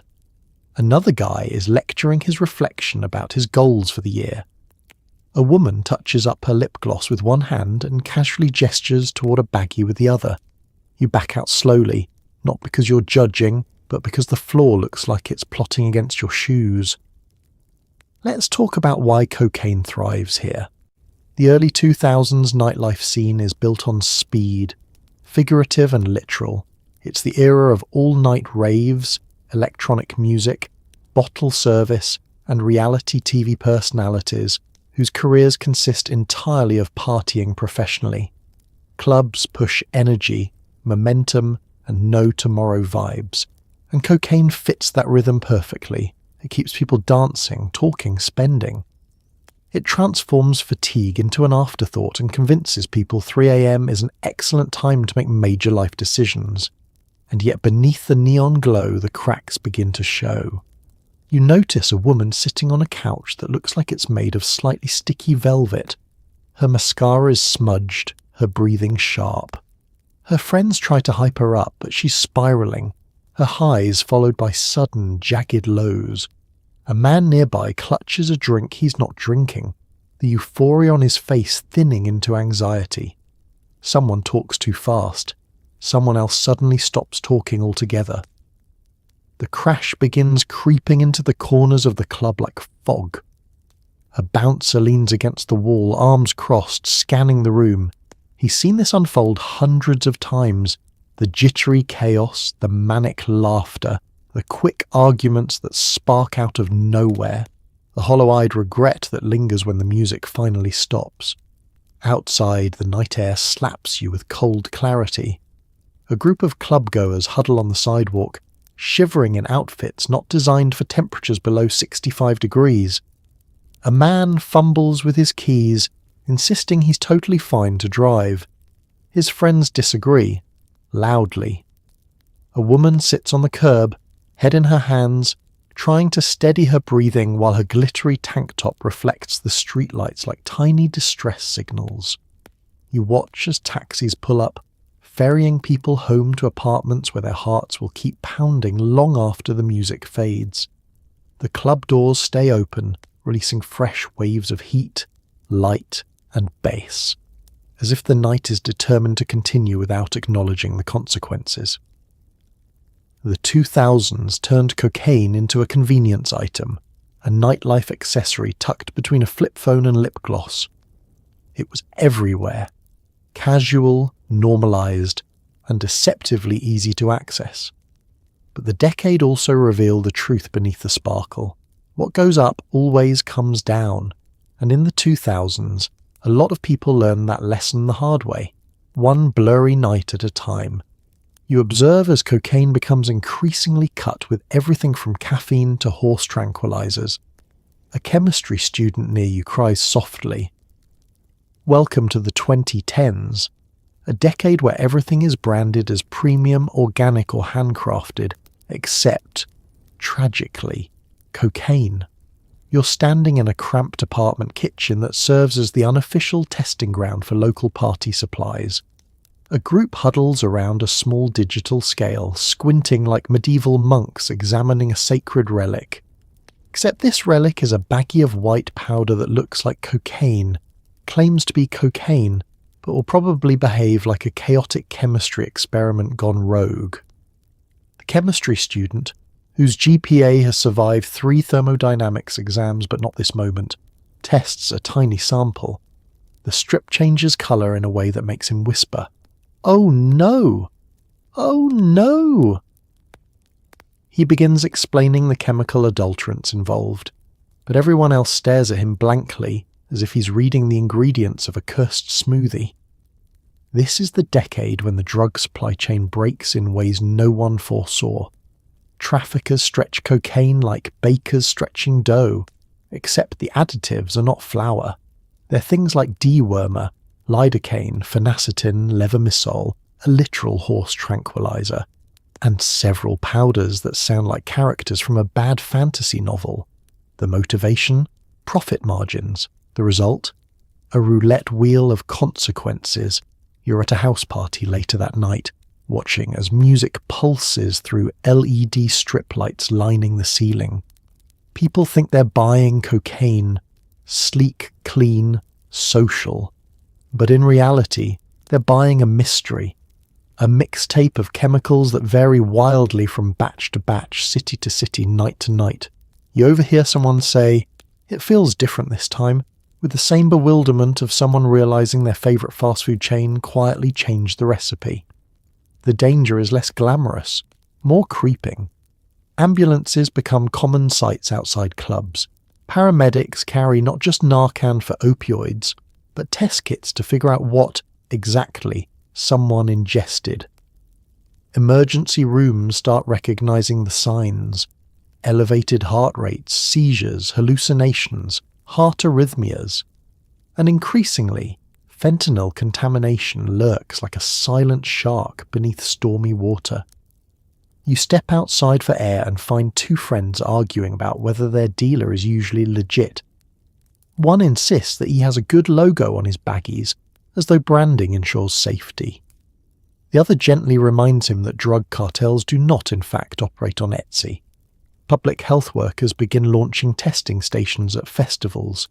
Harm reduction volunteers hand out information with the patience of saints, reminding people to test their supply, start slow, and avoid mixing substances and watch out for each other. Their work becomes crucial, because in the 2010s the line between party drug and medical emergency gets dangerously thin. Back inside, the chemistry student has recovered enough to approach a group near the balcony and explain once again that levamisole is not something humans should willingly ingest. Someone nods politely, then immediately ignores him, and continues their conversation about cryptocurrency. He sighs the sigh of a man who has already mentally drafted his resignation from the friend group. You walk through the party, observing the subtle cracks forming in the happy facade. Someone curls up on the couch, shivering. Another person runs to the bathroom, pale and shaky. A third stares into the distance, pupils wide enough to qualify as black holes. The soundtrack is still upbeat, but the undercurrent is unmistakable. The supply is changing, and not for the better. Online forums explode with warnings. News articles appear with alarming headlines. People begin sharing stories about bad batches, close calls, hospital nights. Cocaine hasn't become more popular, it's become more unpredictable. And unpredictability is its own kind of danger. As dawn creeps in, pale, tired, judgmental, you watch partygoers shuffle out into the morning light. Their makeup smudged, their energy spent, their bodies still processing whatever bizarre cocktail they just consumed. Some swear they'll never touch it again. Some shrug it off. Some don't get to swear anything at all. The chemistry student, now outside with you, shakes his head and mutters, "This decade is wild," which feels like an understatement. Because in the 2010s, cocaine stops being the drug people think they're taking and becomes the drug chemists desperately wish they could redesign for safety. But until then, purity drops, risks rise, and every white powder becomes a question mark. A paramedic kneels beside a victim. The room falls silent. The stakes shift instantly. Cocaine isn't just risky, it's unpredictable in terrifying new ways. There's a heaviness here. Not the buzzing chaos of a nightclub or the jittery energy of a house party, but a sharp, cold awareness settling over everyone in the room. Moments ago, music was playing, people were laughing, conversations flowed with the loose confidence of a typical weekend night. Now, someone is unresponsive on the carpet, breathing shallowly, skin pale. A paramedic shines a penlight into their eyes. The silence is suffocating. Welcome to the late 2010s and early 2020s, the era when cocaine quietly becomes something else. Something deadlier. Something that transforms a fun night out into a medical emergency without warning. Because fentanyl, a synthetic opioid so powerful it can shut down breathing in minutes, has entered the drug supply chain. Not by choice, not by design, but through a tangled mess of economics, trafficking shortcuts, and human error. You look at the paramedics' toolkit. There's Narcan, lots of it. A decade ago, Narcan wasn't something people brought to parties. Now it's as essential as a phone charger. The paramedic administers a dose, speaking calmly despite the urgency. Someone nearby looks on in shock, whispering, "But it was just cocaine." You feel the dread settle deeper. That phrase has become disturbingly common. Outside the emergency flashes of this room, fentanyl contamination has been rippling across the country. Dealers cut cocaine with whatever increases profit margins. Fillers, stimulants, veterinary drugs, and now fentanyl, sometimes added intentionally, other times accidentally through cross-contamination. It's potent, cheap, and measured in micrograms. A miscalculated speck can mean the difference between euphoria and cardiac arrest. In the kitchen, a group huddles nervously. One person wipes their face, shaking. Another scrolls frantically through their phone, searching fentanyl test strips near me. The fear is palpable, raw, immediate, uncomfortably real. The fun has evaporated. The illusion of control shattered. Everyone is suddenly hyper-aware of their own heartbeat. You overhear someone saying they used test strips earlier but didn't think they needed to test every time. The chemistry student from the last decade would be screaming right now. And honestly, he'd be right. In this era, assumptions are dangerous. Supply chains are chaotic. The global drug trade is under pressure, disrupted, rerouted, improvised. Safety isn't just an afterthought, it's an illusion. Public health officials saw the wave forming long before most people noticed.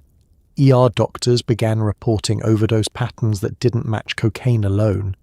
Toxicology labs found fentanyl where it had no business being.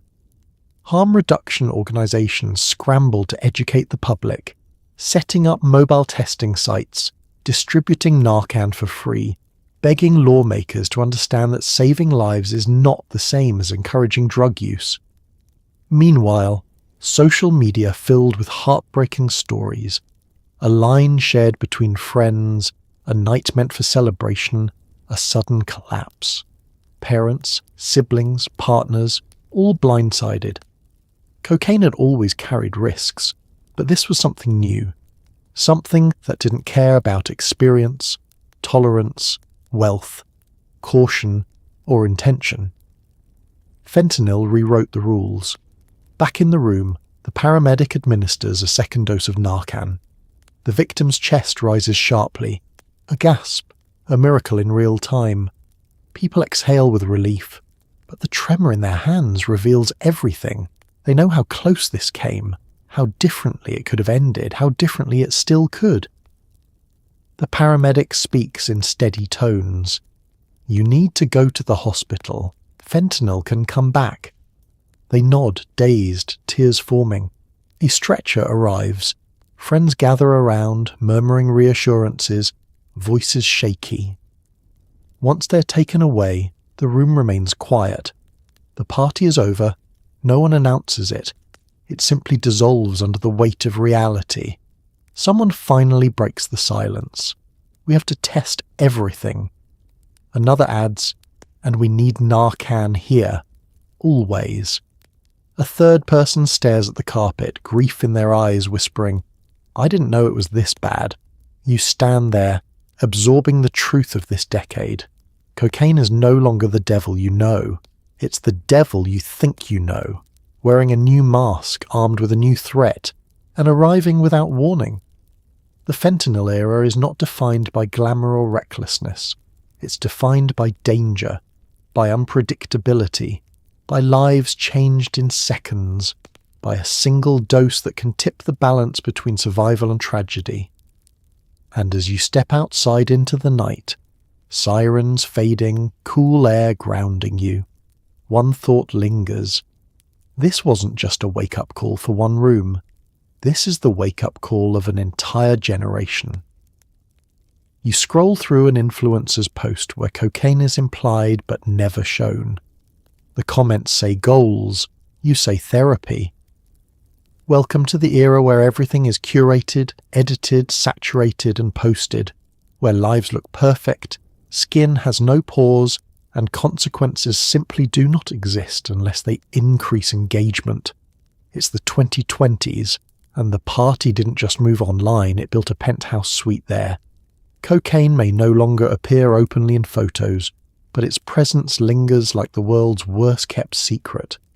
A disappearing hint on a mirror, a too-wide grin, a caption like up all night working, with 40 winking emojis, subtle as a brick but aesthetically pleasing. You're lying in bed, doom-scrolling through a feed that looks more aspirational than reality-based. A model poses at an after-hours loft party, surrounded by friends who look like they've never experienced dehydration or emotional fallout. A DJ posts a blurry story screaming, "Insane night," over footage that resembles the inside of a washing machine. A tech founder humble brags about grinding till sunrise, conveniently forgetting that grinding is also the sound their teeth make at 4 a.m. And the comments? A flood of admiration from strangers who assume this lifestyle is glamorous. Living my dream. You're iconic. How do you have so much energy? Because no one wants to type the obvious. Chemistry. The tricky part is how carefully curated the implication is. Social media doesn't show the baggy, "Oh no, that's gauche." Instead, it hints. A cropped photo, a glint of powder, a caption with a little too much manic enthusiasm. It's aesthetic dissociation, selling chaos as vibes. You keep scrolling. Another influencer posts a carousel, rooftop shots, neon lighting, nightclub glow.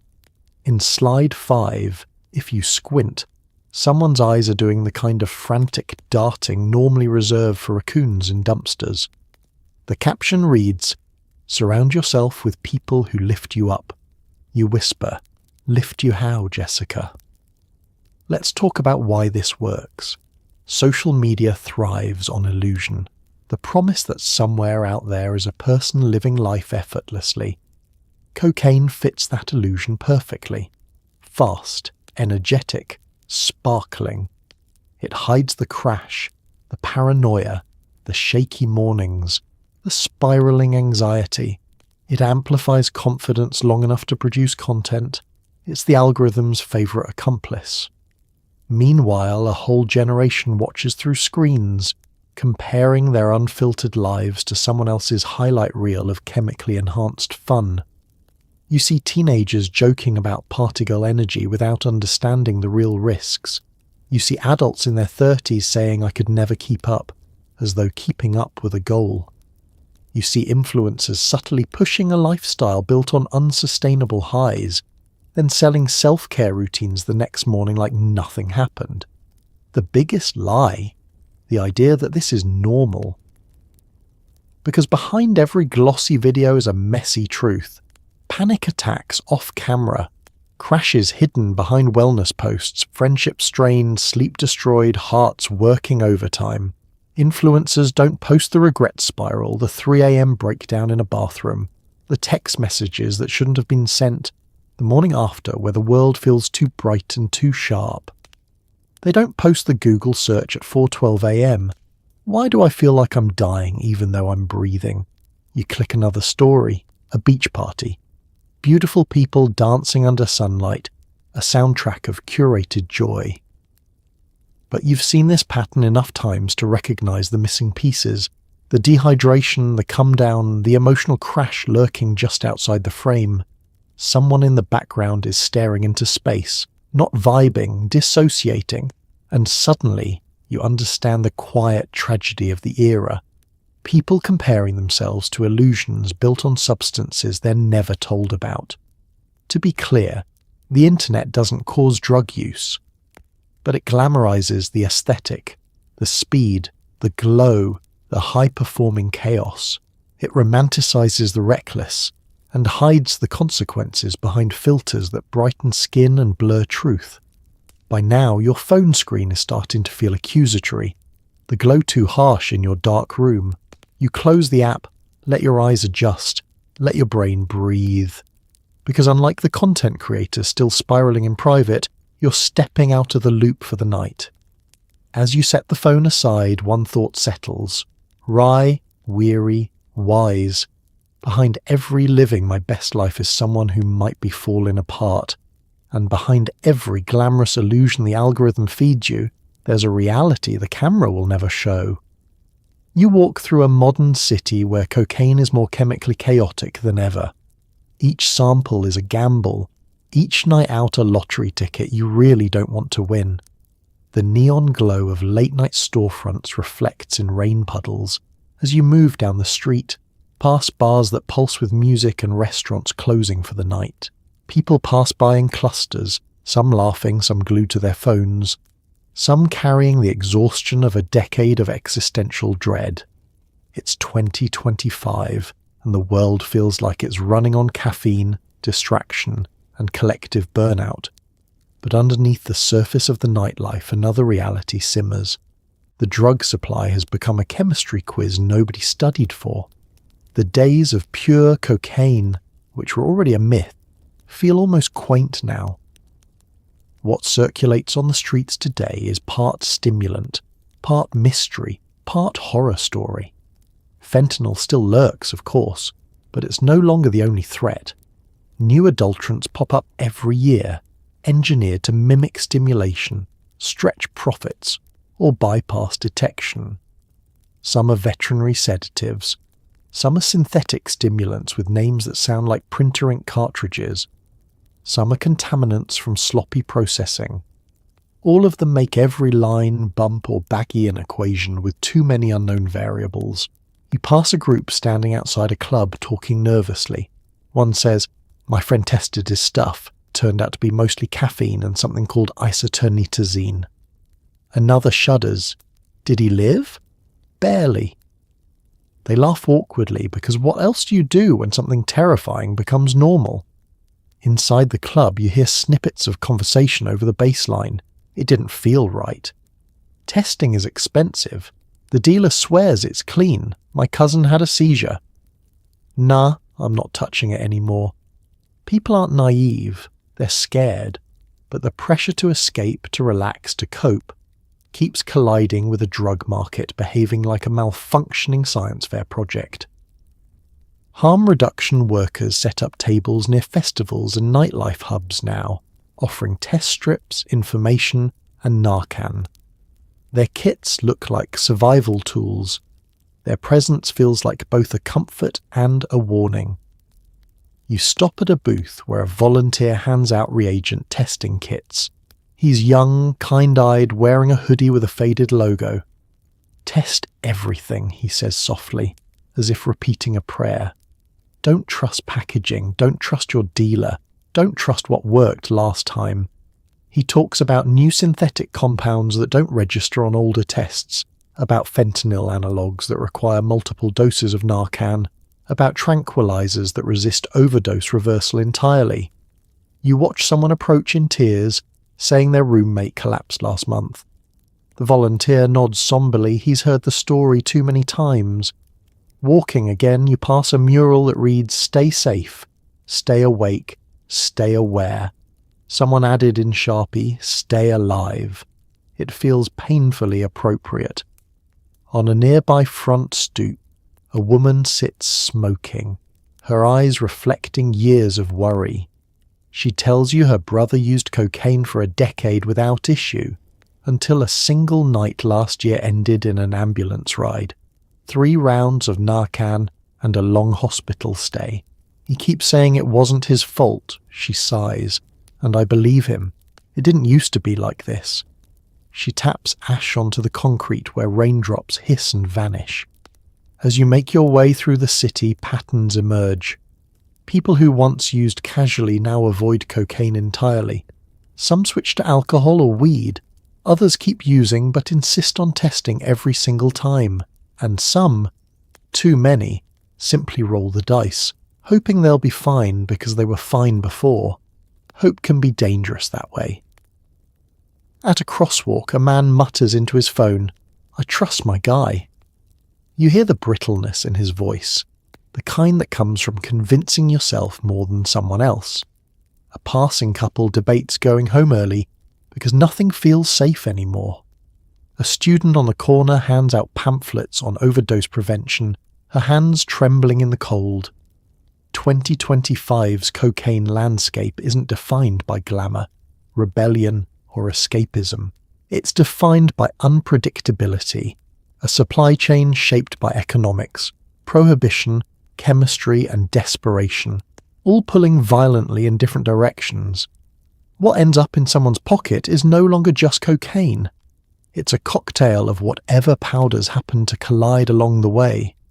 You reach the end of the block, watching as city lights flicker against a clouded sky. Cars rush past.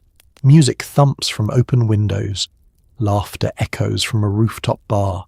Life goes on, messy, fragile, hopeful. But the truth remains. Cocaine has never been more dangerous, more altered, more volatile. And in 2025, the most sobering reality is this. People aren't overdosing on cocaine. They're overdosing on whatever the world has turned cocaine into. You step into the night, the weight of that truth settling like fog around you, knowing that behind every bright city street lies a darkness shaped not by vice, but by uncertainty. Inside a glowing MRI lab, a neuroscientist explains dopamine circuits while someone in the corner loudly regrets their 20s. You watch neurons fire like a New Year's Eve gone wrong. The lab smells like disinfectant, warm computers, and academic stress. Machines hum with that low, ominous tone that suggests they cost more than your entire life savings. Screens glow with swirling brain scans, reds, yellows, electric blues, like cosmic fireworks trapped inside someone's skull. A neuroscientist in a white coat gestures excitedly at the monitor, the way parents gesture at a drawing their child made on the fridge, proud, slightly confused, and absolutely convinced it's important. Here, she says, circling a glowing blob on the screen, is the nucleus accumbens, your brain's pleasure center. You nod politely, even though the diagram looks like a slice of microwave lasagna. She continues, cocaine hijacks this region. It dumps dopamine into the synaptic cleft. The regretful 20-something in the corner groans dramatically. Yeah, he says, I'm familiar.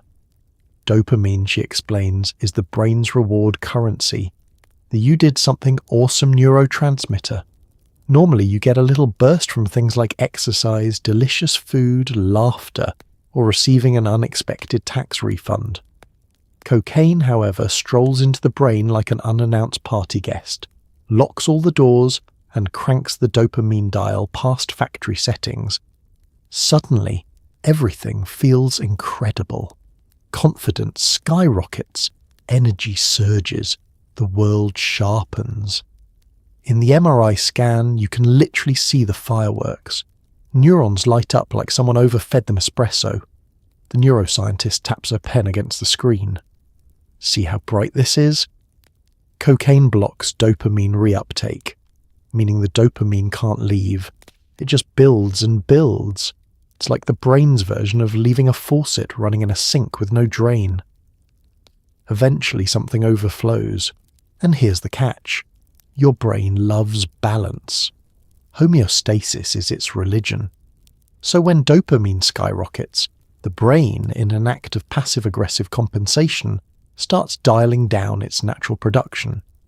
Receptors shrink, sensitivity drops. In neuroscience terms, the brain panics and slams the emergency brakes.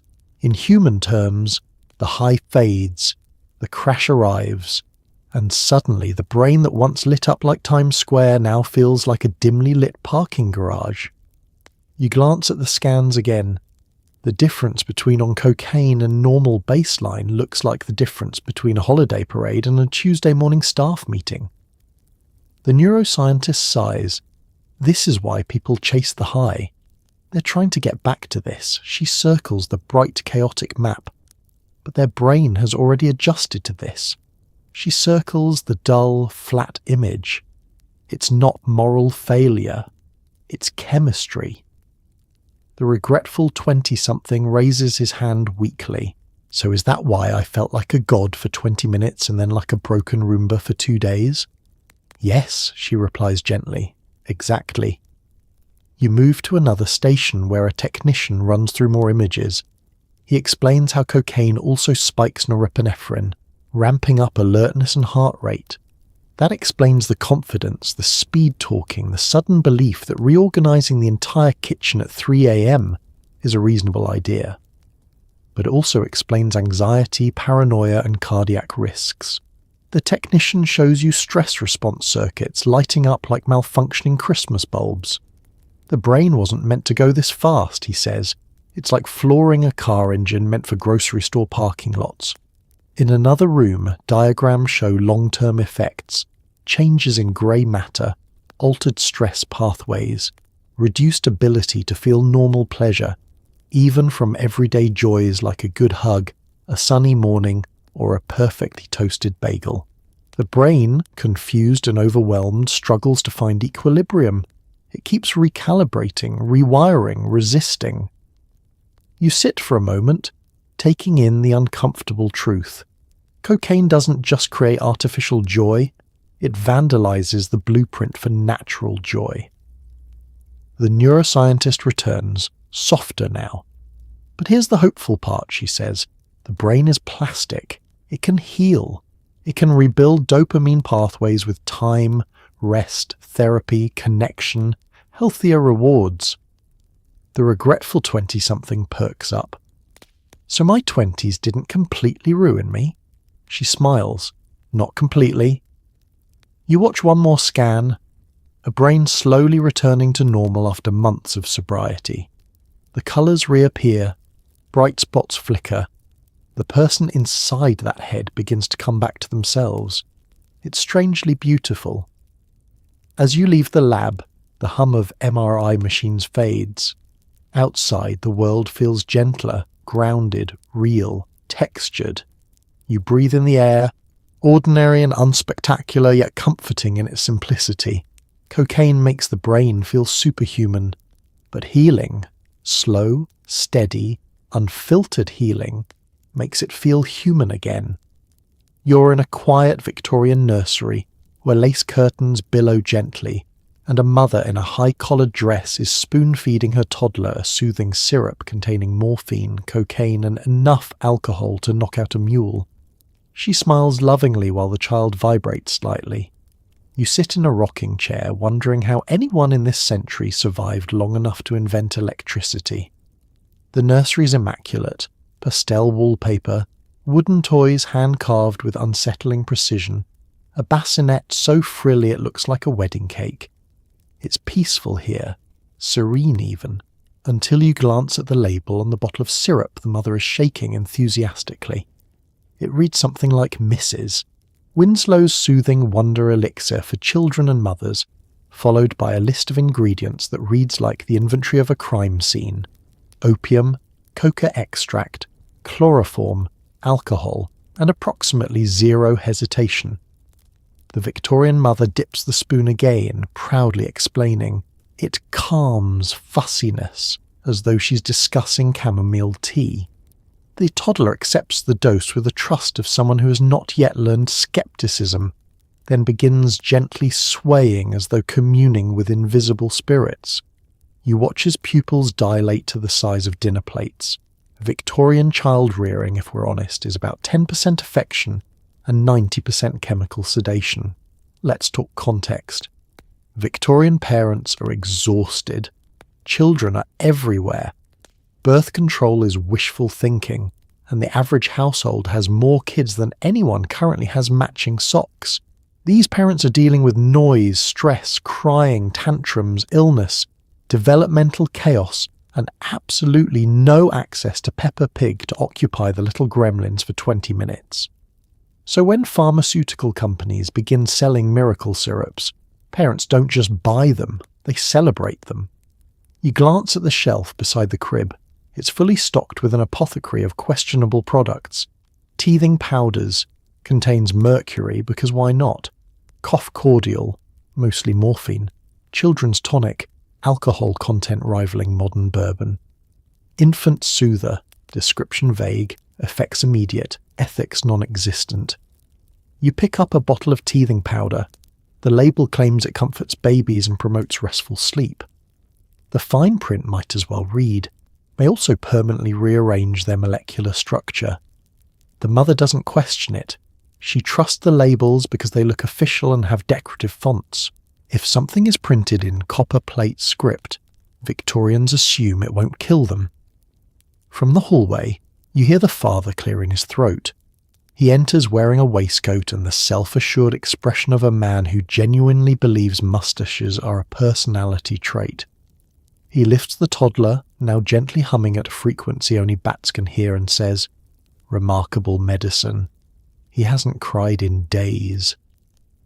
The child's eyes are open, but you're not entirely convinced he's perceiving reality. To distract yourself, you flip open a parenting manual on the desk. The advice ranges from absurd to catastrophic. One page suggests airing out children in winter by hanging them outside windows in wire baskets.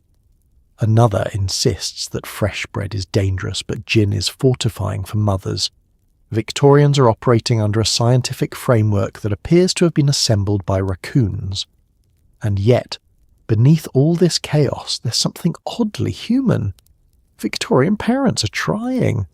They're deeply loving, chronically exhausted, and tragically misinformed. They want healthy babies. They want quiet babies. They want babies who don't scream so loudly the wallpaper peels. And in an era with no regulations, no clinical trials, and doctors who prescribe cocaine for shyness, parents use whatever tools are available. The result? Babies who nap peacefully because they're temporarily astral projecting.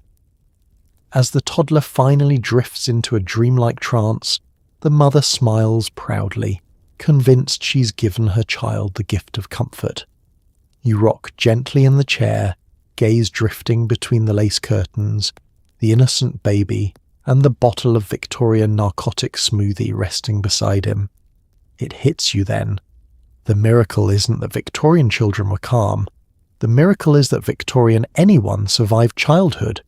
You rise to leave, passing the shelf of syrups, powders and tonics. Each bottle is a relic of a time when medicine, marketing and chaos formed a powerful trio. And as you step out of the nursery, you exhale in relief, grateful that modern parenting stresses involve screen time limits instead of opiate cocktails. Victorian parents loved their children. They just also accidentally tranquilized them. History is wild like that.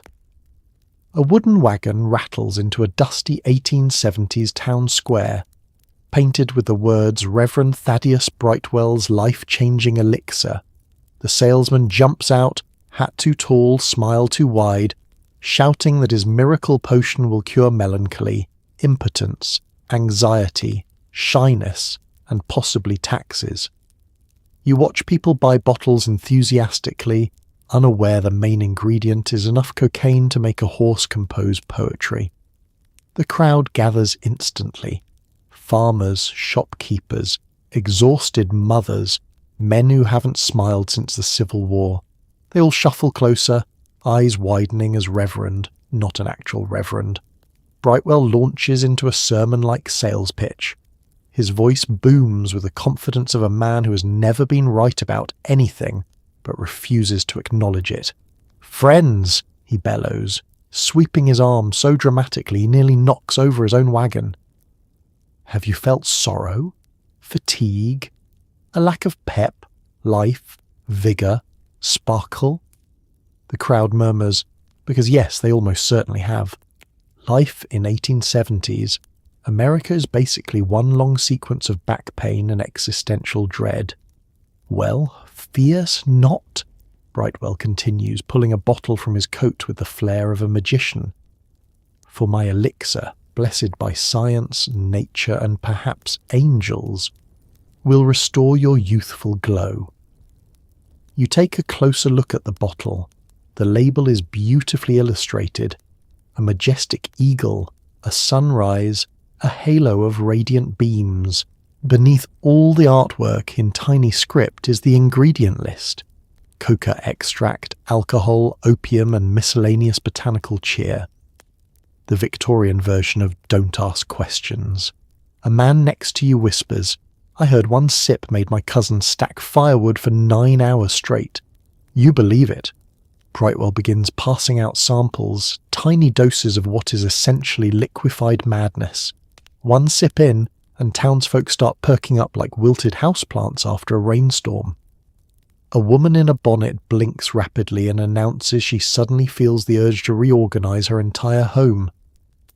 A wiry teenager bounces in place, declaring he can outrun a train. Someone else shouts, I can taste colours! And nobody reacts because the 1870s have already prepared them for weirdness. But the real show begins when Brightwell moves on to testimonials. He ushers a bearded man onto the makeshift stage, a man who looks like he hasn't bathed since the gold rush, and proclaims him a medical miracle. The man nods vigorously, eyes wide. It cured my back pain, he exclaims, and my sadness, and my shyness. And 3 chickens started laying eggs again. Brightwell beams. See? Science! To demonstrate further, he takes a heroic swig of his own concoction. You witness the transformation in real time.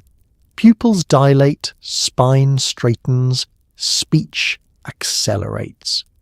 Suddenly he's discussing the finer points of taxation, meteorology, theology, the railroad expansion, and whether horses have emotional intelligence. The crowd eats it up. He's talking too fast to be understood, but enthusiasm is half the sale. Let's pause to appreciate the context. This is the Wild West. Before federal regulations, before the FDA, before anyone thought to ask whether miracle tonics should maybe not contain stimulants stronger than common marital arguments. People are desperate for relief. They trust charismatic strangers, and most importantly, they don't yet know what addiction looks like. They just know Brightwell's tonic makes chores easier, moods lighter, and life slightly less difficult for a few hours. You watch as customers buy bottle after bottle. Some clutch them like treasure. Others down half the contents immediately and begin offering unsolicited advice to strangers. A young mother takes a swig and suddenly announces she's going to sew all the family's clothes tonight. A rancher drinks deeply and begins planning a business expansion so ambitious it would bankrupt 3 generations. A school teacher murmurs that she hasn't felt this alive since the centennial. Brightwell pockets wads of cash, loading coins into a lockbox engraved with religious symbols, not because he's holy, but because Victorians will trust anything decorated with scripture. He wipes his brow with theatrical flair. "My friends, I do this for you," he proclaims as he quietly raises the price. As the wagon prepares to leave town, rattling under the weight of empty bottles and satisfied customers, you realize you've witnessed something uniquely American. The merging of desperation, hope, charisma, and unregulated stimulants. The townspeople wave cheerfully as Brightwell rides off in a cloud of dust and self-confidence. Tomorrow they'll all crash.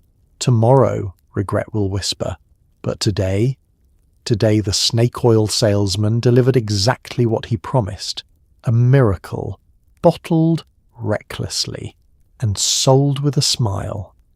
So tonight, as you drift towards sleep, let's take a moment to appreciate the strange, spiralling journey we just went on, from quiet Andean mountainsides to Victorian doctors' offices, where nobody should have been trusted with a prescription pad from gilded 1920s, parties to Wall Street bathrooms from cartel strongholds, to modern labs flashing red warning lights over purity levels that would make a chemist scream softly into a pillow. Somehow, through all the chaos, humanity kept pushing forward, stumbling, experimenting, panicking, regulating, deregulating, inventing problems, solving them badly, and doing it all again with the kind of stubborn determination that only our species could manage. We watched doctors cheerfully hand out cocaine like after-dinner mints. Politicians try to legislate morality using slogans. Entire industries rise and collapse, and millions of people struggle, endure, and rebuild in the fallout. And yet here you are, in a clean bed, in a warm room, with access to medical advice that does not involve cocaine, leeches, or vigorous horseback riding. Tonight, you can rest knowing that you live in a world where your beverages are no longer caffeinated fevers. Your medicine is tested before it reaches your mouth, and nobody is legally allowed to sell you a bottle of tonic, promising spiritual enlightenment for 3 easy payments of $4.99. So maybe whisper a quiet thank you to everyone who came before us, the scientists who learned from their mistakes, the communities who survived the hardest chapters, and the countless people who kept pushing for safer futures even when the world felt chaotic and overwhelming. History may be messy, ridiculous, and sometimes heartbreaking, but it also shows just how resilient we really are. And now, gently, softly, it's time to rest. Let the noise of the world quiet itself. Let your thoughts settle. And let sleep carry you somewhere peaceful. Good night, guys.